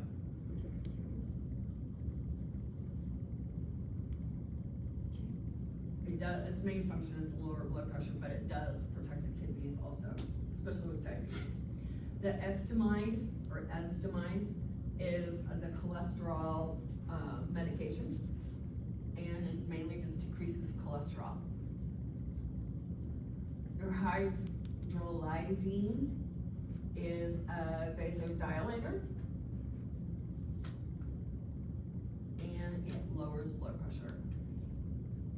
So she's still 3 medications. She's on 3 medications for blood pressure, which is that's not bad. No, it's not uncommon, especially with her history that she's had. The torsemide, that's a loop diuretic. So it's gonna increase urinary output, but it also works as first line for blood pressure. So a lot of times, if you have hypertension, newly diagnosed hypertension, a lot of times they'll put you on a diuretic, or a low dose diuretic, that will actually help. Spirolactone is one that they'll put you on. It's potassium sparing, so they don't have to give you a potassium supplement. So a lot of your hypertension patients can be on a diuretic because it'll help lower the blood pressure. Okay, potassium. So potassium goes when you're given a diuretic. So this one that she's on is not potassium sparing, so they will supplement with potassium. If they can't tolerate potassium, orange juice and bananas are really good about synergizing each other for the potassium. So a lot of times they'll start out with that before they'll put them on a pill, because those potassium tablets, they're horrible. They're like horse pills, and they're not slick, they stick to everything, and they're hard to swallow. So if you have a patient that has difficulty swallowing, then you want to get like a liquid potassium or a chewable potassium, something that's easier for them to be able to take. Isn't there something else that they have to take if they're getting the potassium? Then if it's liquid? No? No, you just want to make sure that they drink it with a straw for discoloration and stuff. Yeah. Thank you. Warfarin, it's an anticoagulant, and they would have her on that for the cerebral vascular accident, the atrial fib, and heart failure and the MI. And the glyburide is an anti-diabetic medication, and it will help lower the blood glucose. Yeah. Are you posting the plea as well? Okay. Yep, I'll do the answers for you. I'll put it up there. Yeah. Which one are you on? It's diabetes. The glyburide, yeah, it's for diabetes, low blood sugar.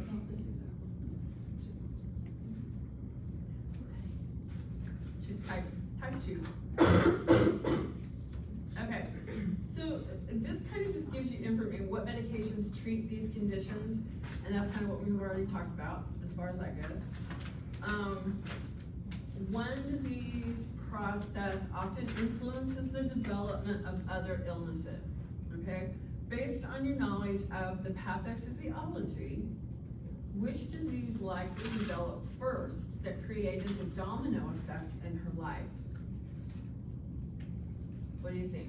I'm gonna hide the answer. High blood pressure? No? Diabetes. Diabetes, yeah. So diabetes, it's the culprit. The diabetes type 2, especially if she is not necessarily non-compliant, but if she wasn't following it real well, then it can cause more problems and stuff too. So your diabetes affects the whole body. underlying the primary health problems followed by the domino effect. So hyperlipidemia is gonna be because of the diabetes, heart failure, atrial fibrillation,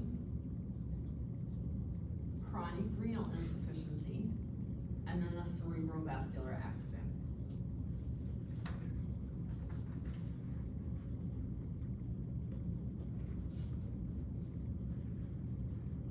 So you're beginning patient care on her, and you're gonna get vital signs. So her vitals are, her temperature is 98.6, pulse is 92 and irregular, which you would expect or not expect? Expect it because she's got atrial fib, yep. Respirations are 26 and regular. Blood pressure is 150 or 162 over 54 with a MAP of 90. So like I told you earlier, that MAP, 75 in some of the readings is gonna be good for kidney perfusion. 50 is also good, but 90 is good for what's going on with her. And then our oxygen saturation is 90% on 6 liters. So what do you think would be causing that? Why would we need 6 liters of oxygen? I mean, the heart failure. The heart failure, yeah. So fluid, she's gained 6 pounds. Everything's gonna start backing up. It's gonna make it hard to exchange oxygen and get rid of that fluid. So that's why we got the oxygen so high.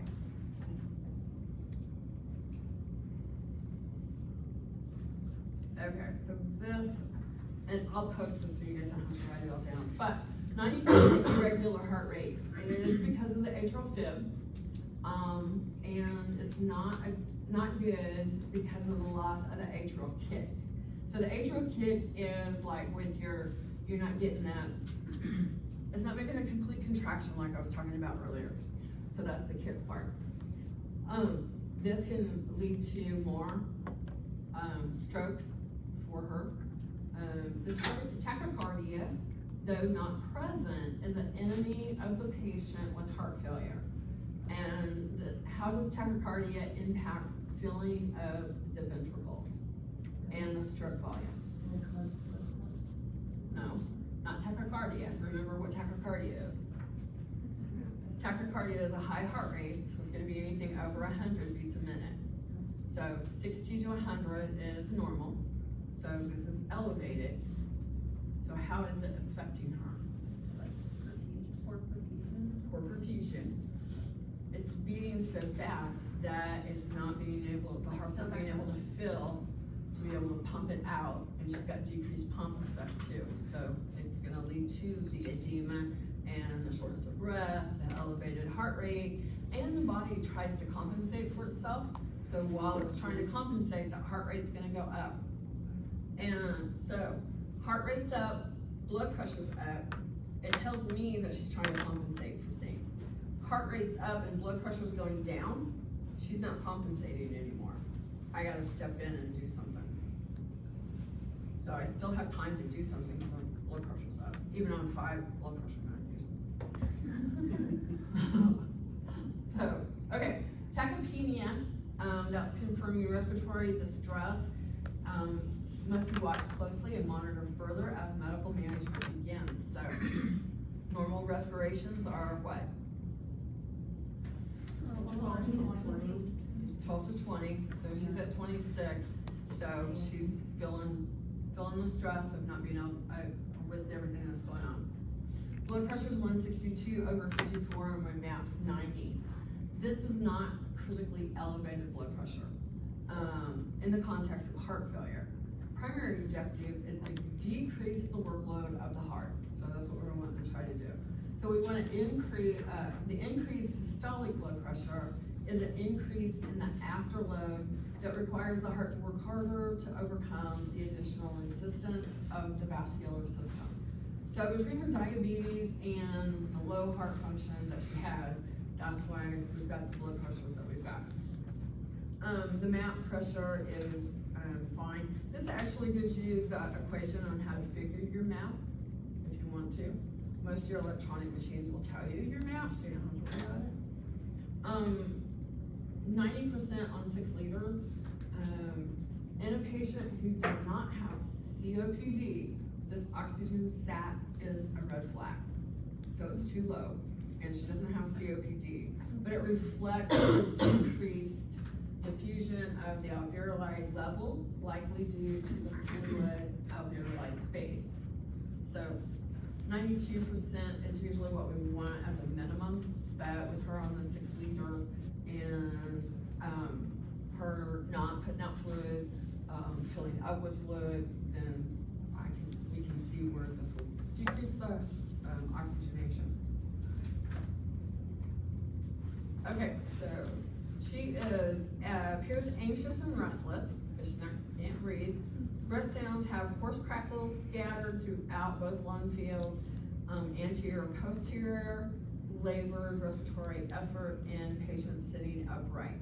Now, it's important that you always listen to your breath sounds anterior or posterior. If they're laying on their side, all of that fluid is gonna go where gravity goes. So that's what you gotta kind of think of, how they're positioned in bed and how's gravity gonna pull all of that, and listen for, like on that side, you hear the crackles. They can be clear here in the lungs that are upright, but the one that's down towards the gravity is gonna have the crackles and stuff. You've got atrial fib, pale, cool to the touch, pulses palpable throughout. She has 3+ pitting edema on the lower extremities from knees down bilaterally. She has an S3 gallop, irregular rate, non-jugular venous distension noted. So how do you measure for JVD? I mean, Good can you question. just look at it and know what's there? Yeah, kind of, but you have to have the head of the bed up at a 45-degree angle, have them turn their head, and you'll see that it should be flat. The jugular vein should be flat, but if it's elevated, they've got fluid back up. And it's pretty bad fluid back up if you've got jugular vein distension with that. Okay. So with the, would you expect her to have increased anxiety? Yes. Yep. Yeah, because she's not breathing. So that's gonna explain that. The breath sounds, crackles. Now, I have seen patients in heart failure where the fluid coming out of them is just rolling out of their mouth because it's so backed up from their heart failure and stuff, that it's a sticky white foamy stuff that's coming out of them, and that's all from the lung. It's not that they're vomiting or anything, it's all the fluid that's built up in their lung and stuff. So those are in deep distress at that time, but, and you will see, you'll see where doctors will order a milligram of morphine with the Lasix, and that's mainly because it will they synergize each other. Because if they can calm the respiration, they can calm and get the fluids off a little faster, so it's not gonna cause a problem. Cool skin just means that she's not getting the perfusion that she needs to get because of the rhythm and her atrial fib. So let's get into, so we got fluid retention, S3 gallop. I'm gonna skip that part. The gallops, they sound like Kentucky when you listen to them. Okay, and then the other ones will sound like they're saying Tennessee. Yeah, okay.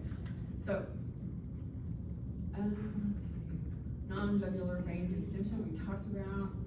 Okay, this is what atrial fib is gonna look like on a rhythm strip. And this is that atria part where it's all squiggly.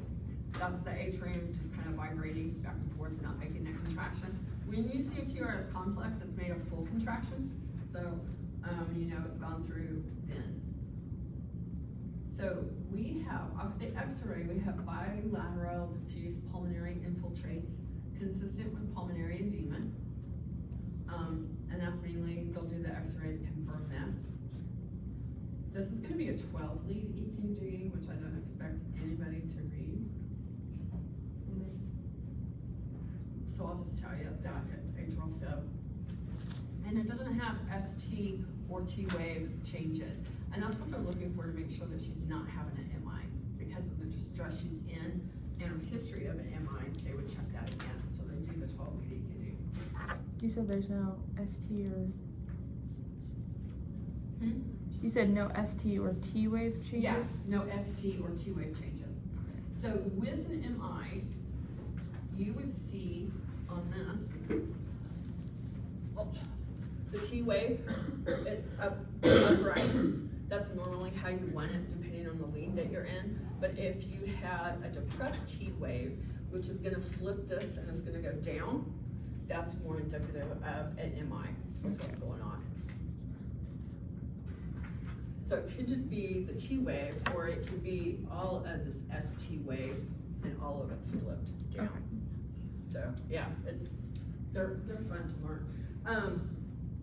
Usually you have to take an EKG class, and it usually takes like 2 or 3 EKG classes to really get all of the different perspectives of it, all the different angles and everything. Okay, so lab work, we've got her current lab work was 4.8, now it's 5.8 in the white blood count. Hemoglobin is 12.9, it's now 13.2. Platelets are 228. Most current is 202. Neutrophils are 68 and 65. So pretty much they're all within normal limits of what we've got. Now, the WBC, through the following lab values are within normal, because these are always relevant. They must be internationally noted by the nurse, intentionally noted by the nurse. So 4.8, it's relevant to go ahead and watch that, because that's gonna tell you what your inflammatory or infection process is with the patient. So, and she's stable that way. Her hemoglobin is stable, but you would look at that for anemia or acute or chronic blood loss. And the neutrophils are gonna be part of your white blood cell count, and you wanna look at it for bacterial infections, because your neutrophil will elevate with a bacterial infection and the inflammatory process. Okay, so we get into our electrolytes. Sodium, 133, so it's a little low, and that's current, so it's dropped from 138 to 133. Potassium is 4.9, it was 4.2, so it's gone up a little bit. Would you expect to see it go up with the stress that she's under? Yep, okay. Glucose is 105, it was 118.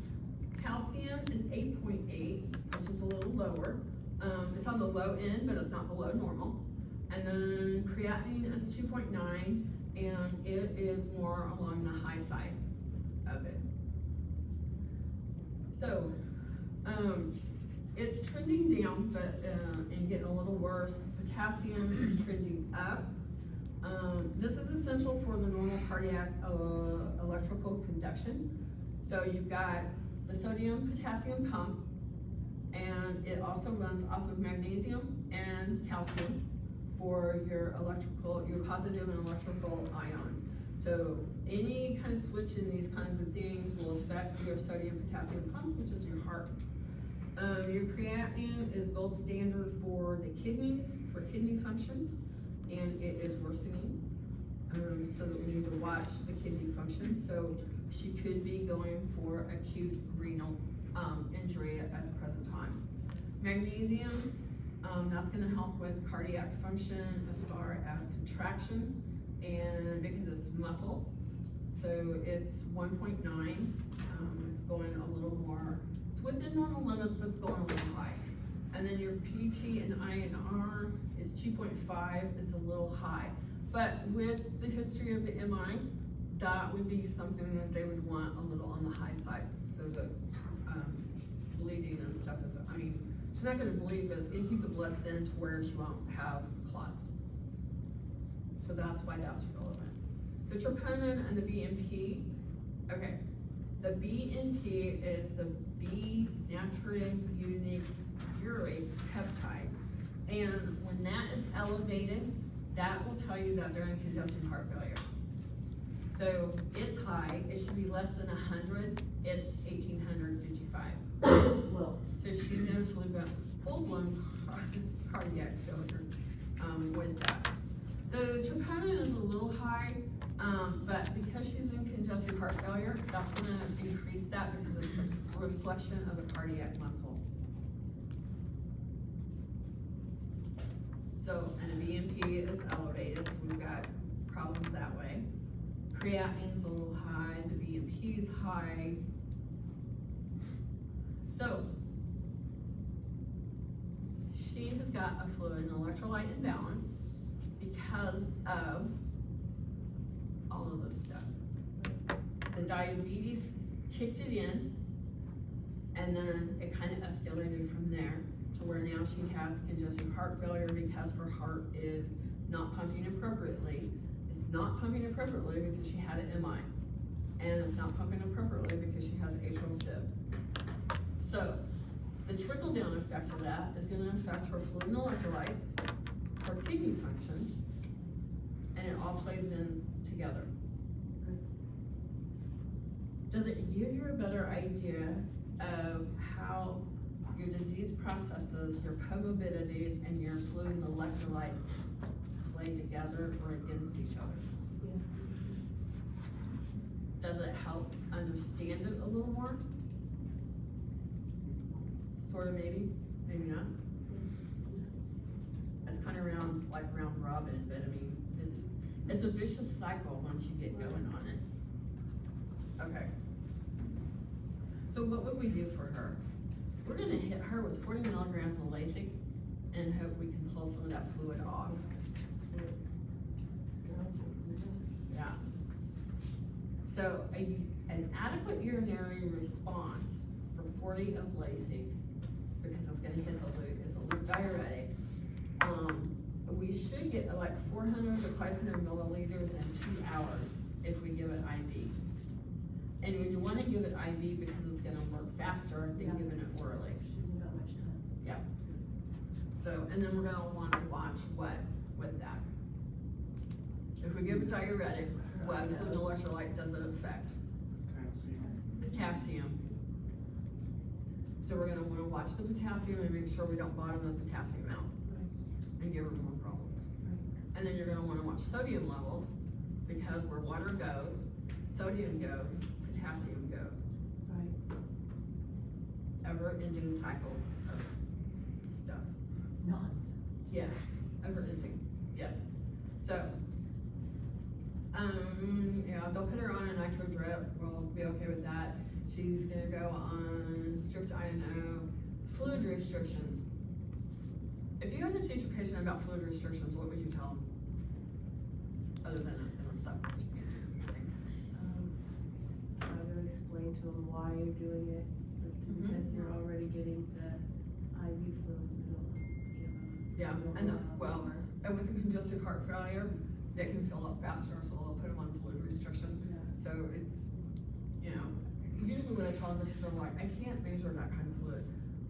Put your limit into one container, put it in the refrigerator, and that's all you can have. So you have to kind of go with that. Low sodium diet, we're gonna educate them on that, because we want them on low sodium. Okay, so fluid restrictions with sodium. How are we gonna improve her airway and get her, Calm anxiety. get her stats up? So we started one, we gave her the IV fluids so we can pull fluid off, sit her upright. She's probably already sitting upright, but try not to do high Fowlers, because with all that fluid, we're gonna do diaphragm pressure and stuff, so she won't be able to breathe as deep. Can you give her something for anxiety? We can give her something for anxiety, which a lot of times we'll give that 1 milligram of morphine, but if not, we can give something to help, low dose, to help with that. And then, always make sure that your IV's patent. Let's see, okay.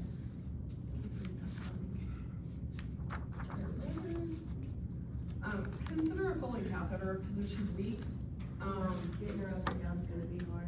Yeah. somewhere outward. Well, getting her up and down, putting her on the bedpan and getting her off the bedpan, I mean, those are all gonna wear her out, so, they may go ahead and do a Foley. And then again, they may not. When you're chancing for like skin breakdown and stuff, if she's having Mm-hmm. accidents or things like that. Yeah. Okay, so I will post the rest of this. This goes through and gives you like emotional support, what you're looking for, what education needs to be done, and all of that. And then she gets better, and I don't know why it did that, but she's gonna live. Wait, so was her husband 20 years younger than her? Is that what it says? She was a cougar, Yeah, exactly. I noticed that about halfway through. I'm like, wait, she was 70 something. He died in his 50s. Yeah. I do believe it says. It doesn't say that she's a cougar, but they were probably close to the same age when he died, and now she's 70. Oh, well, it said. But it said on there a couple years ago. It says Yeah. her He was married husband for of 52 years. 52 years. Oh. There And you he go. died unexpectedly 3 months ago. That makes more sense. So now maybe she wasn't a cougar. I just joked about something. She was having, I thought she was having fun. Okay, so look down at her blood glucose levels, or her atrial blood, ABGs, good grief, that can't even makes more talk. sense. ABGs. So she's 7.46, 30 PCO2, 72 on her O2. Bicarb is 22 and her oxygen sat's 91%. So why is she alkalotic? What would make her alkalotic? Yeah, there's already, yeah. Just slightly up, but it'll tend to the alkalosis. She's not getting enough oxygen, so it's retaining more. Uh-huh. CO2. Yep, she's hyperventilating because she's breathing fast. Remember, there were like 26 a minute, so she's not blowing it off.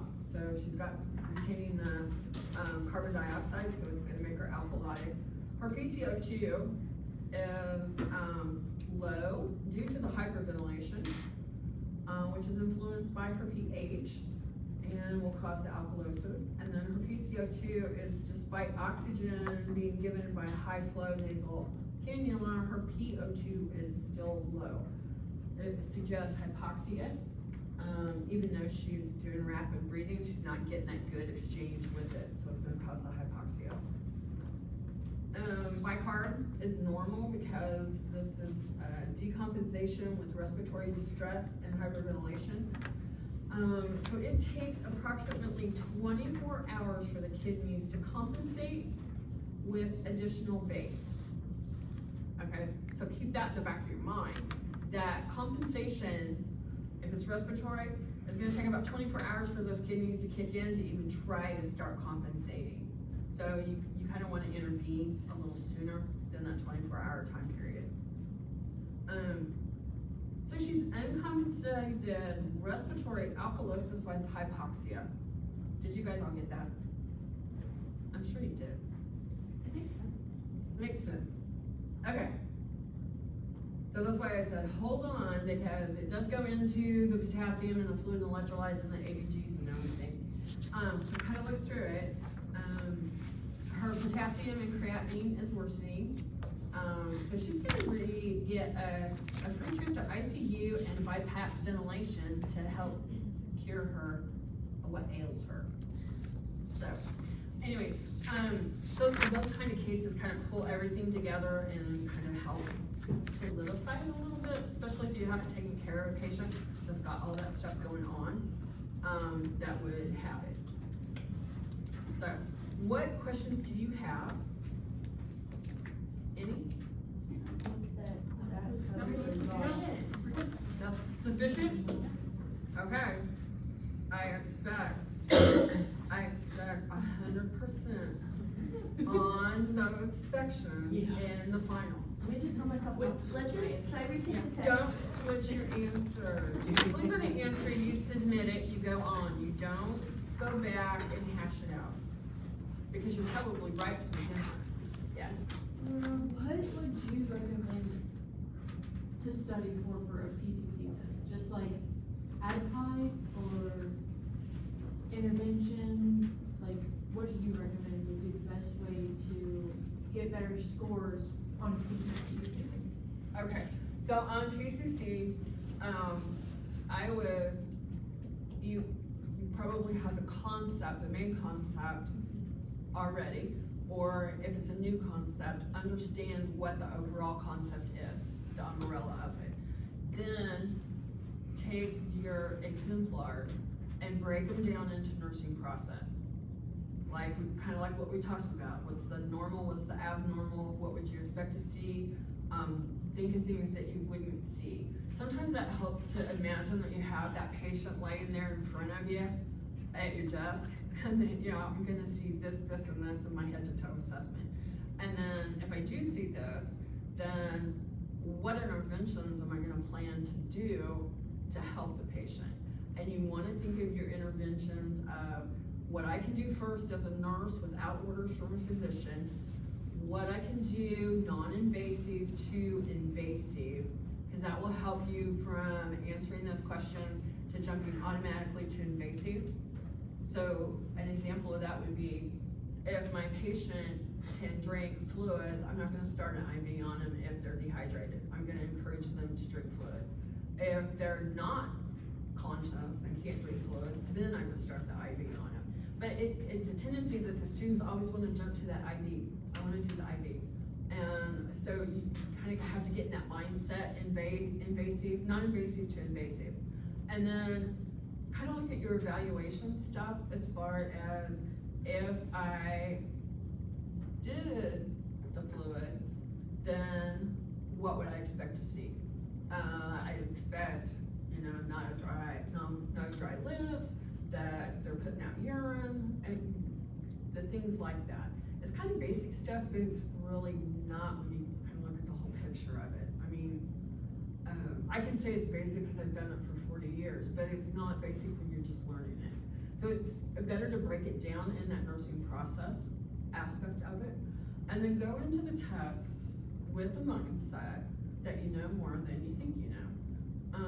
Because you do, but you get into the tests and it's like, I don't know anything. It's like, no.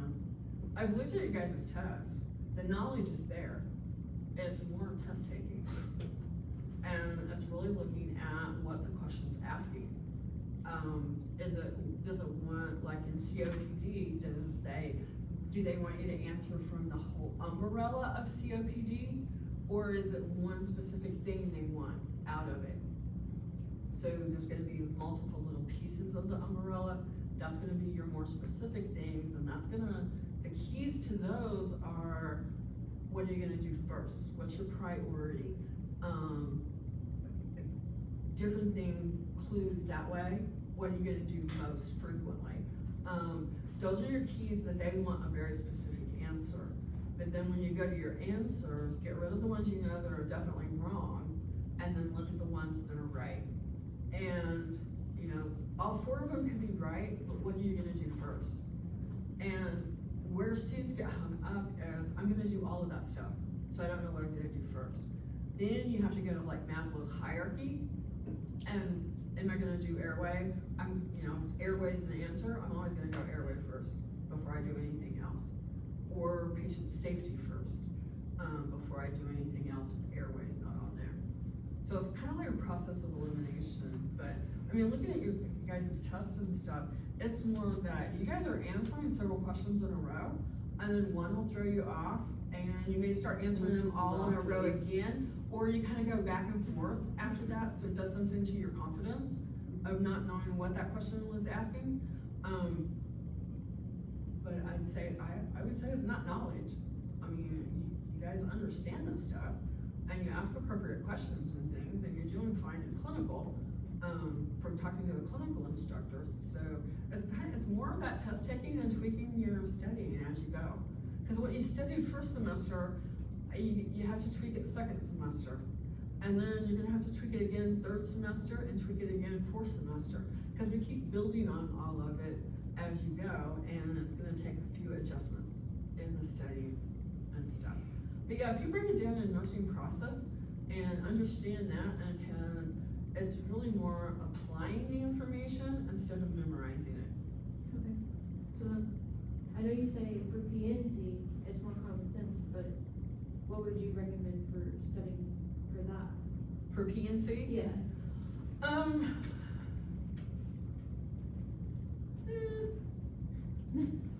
It's more, I mean, it's more gonna be situational than in PNC than PCC. So PNC is gonna be more of like, what would you do in the situation? How would you respond in the situation? If you had a family member tell you this, how would you respond to it?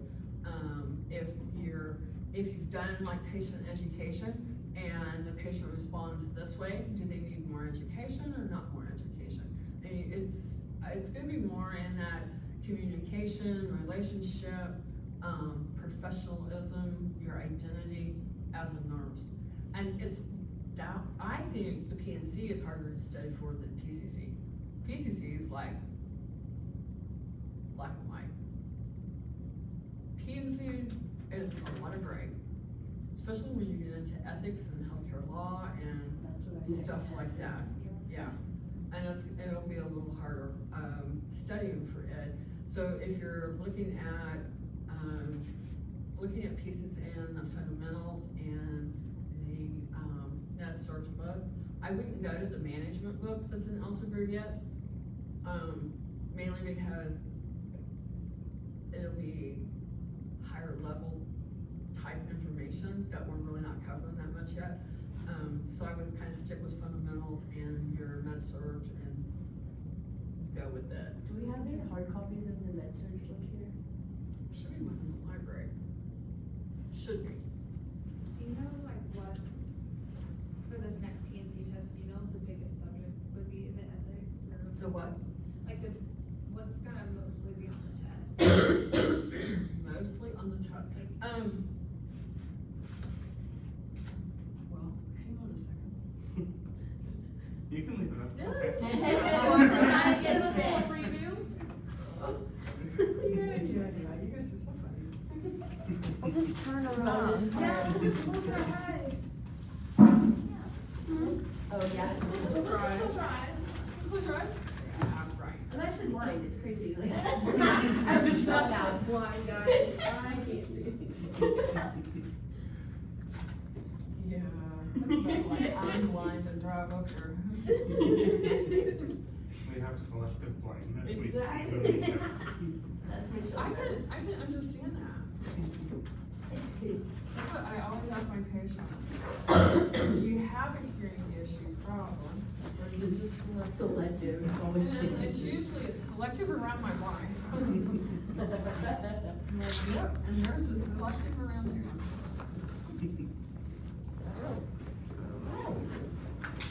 Okay, so let's see.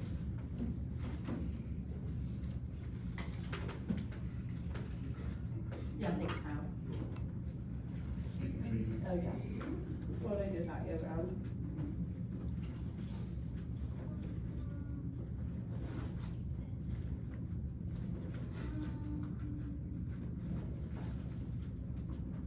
Okay, so this should be exam 3.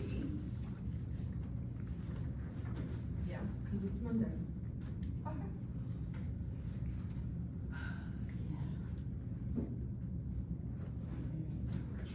Yeah, exactly. They had the test cart out this morning when I walked into the classroom. Dude, I about I went panicked. into extreme panic, like immediately. I'm like, oh, when did I miss this? Like I was trying to remember anything I've ever thought of, and yeah. Finally, I just blurted out. I was like, oh my gosh, it's your test, and they're like, no. Oh, that's cute. Yeah. Okay, so there, it's palliation, Yes. ethics, and law, and caring. No, caring's not. Is caring on? I think it is. It should be. Yeah, Yeah, it is. Palliation, ethics, healthcare law, and caring. I had a brain fart for a moment, I'm sorry. It's about 20,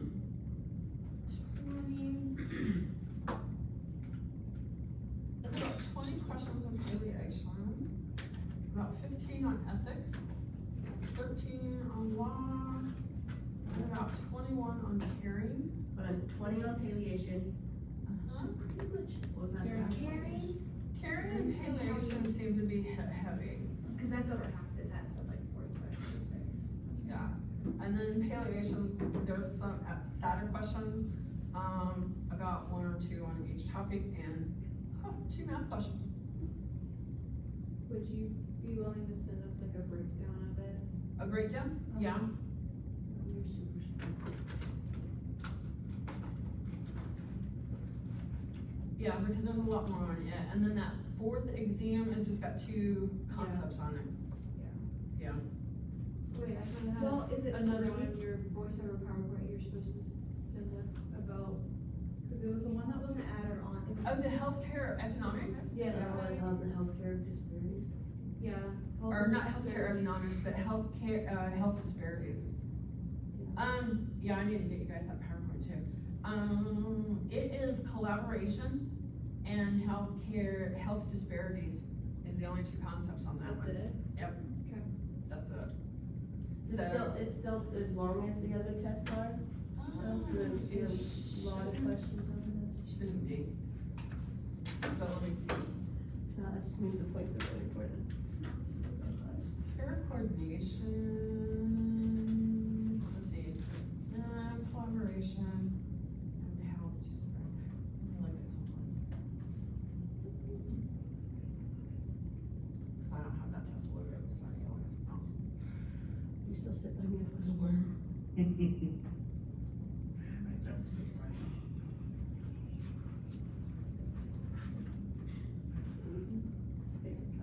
Also, you're not.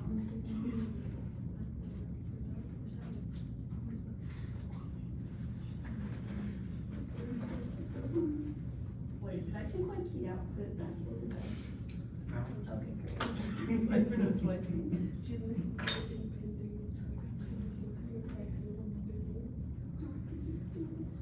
This book's just really making me stronger. I should really just pour it down sometimes. Well, if nursing doesn't work out for you, I just got my filming. No, I was gonna go try bridge jumping. Naturally. Look, your lunch. That was gonna hurt. Next one.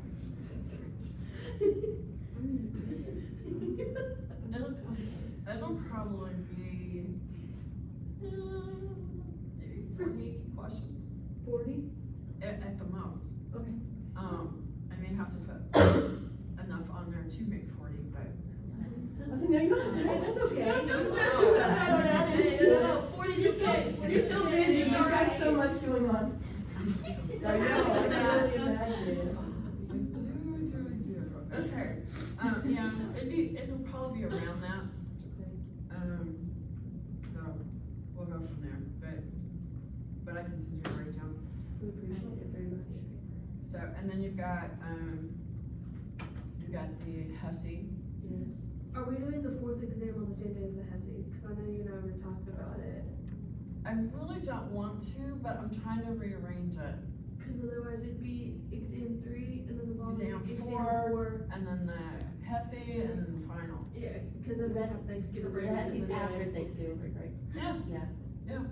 Right So- before. Which is gonna be like tomorrow. I would prefer it that way, We're than pushing back exam 4? No, Yes. it's, well, we were talking about it. 'Cause I was- Well, I was talking about it because I hadn't got health disparities out to you yet, Mhm. but I'm gonna do that this weekend on top of all my other stuff I'm doing and get a voiceover PowerPoint for you and kind of go from there. I have, let's see, I have that, I have grading, I have, an analysis paper for my environmental ethics class that I'm taking and for my theology. And then, I have a sermon this weekend too. just a couple things. Yeah. Pretty chill weekend. Chill weekend. That's an easy weekend compared to most of my weekends. So for like the HESI and PNC, I already asked about this, but for like extra 10 points, do we get that for PNC? You should, but I need to look and see Because they're, what they tacked it to. okay, because that's what I was wondering. It's either in PCC or it's, or is tagged to the one in PNC, but I'll have to look, Okay. I'm not sure, I haven't Because, looked that far yet. yeah, I've heard from some people like it's the homework, HESI's and PNC, and then,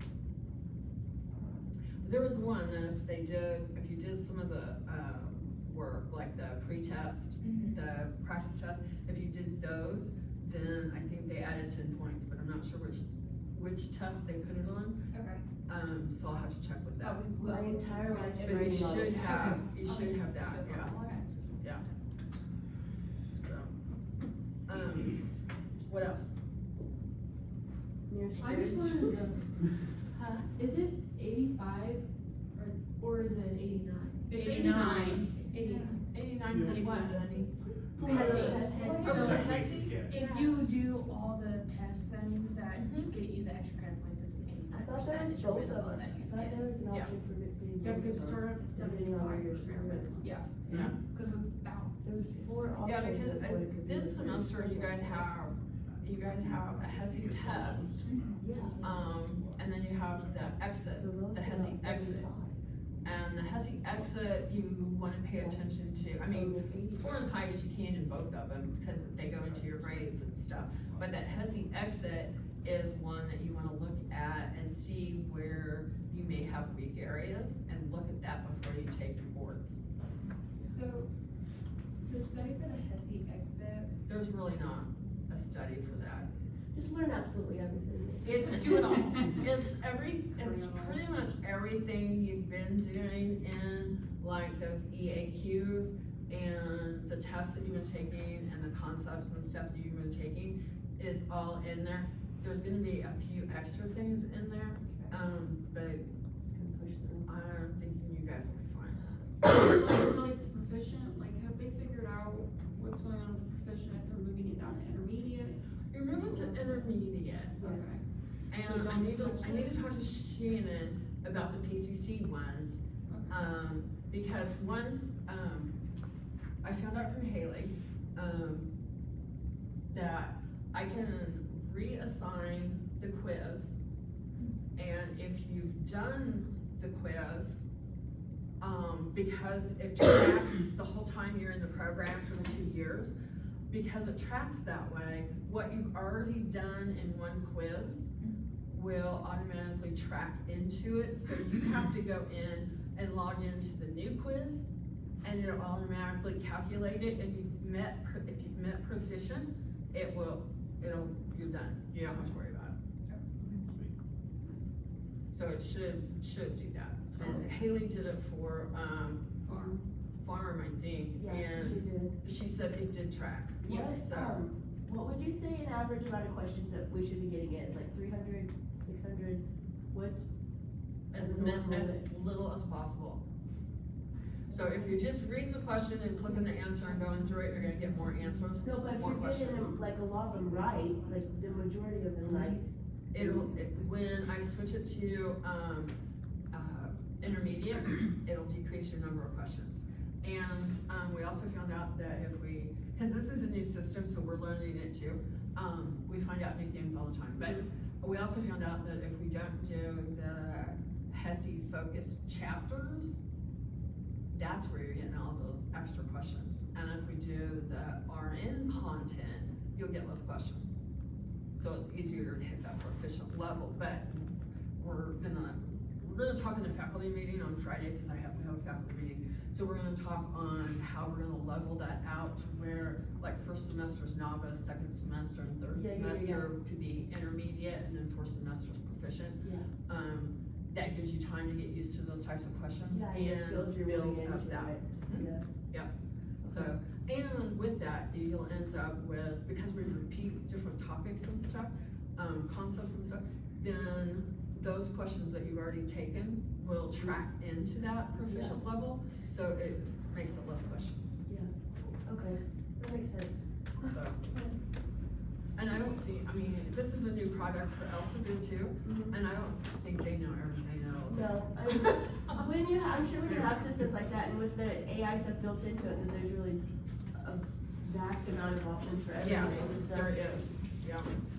So these other case studies, you can use them as study guides. Yes. Oh, and the other thing that really works for a study to see if you're understanding what you're doing is after you're done studying, like before the exam, so don't cram before the exam. Right.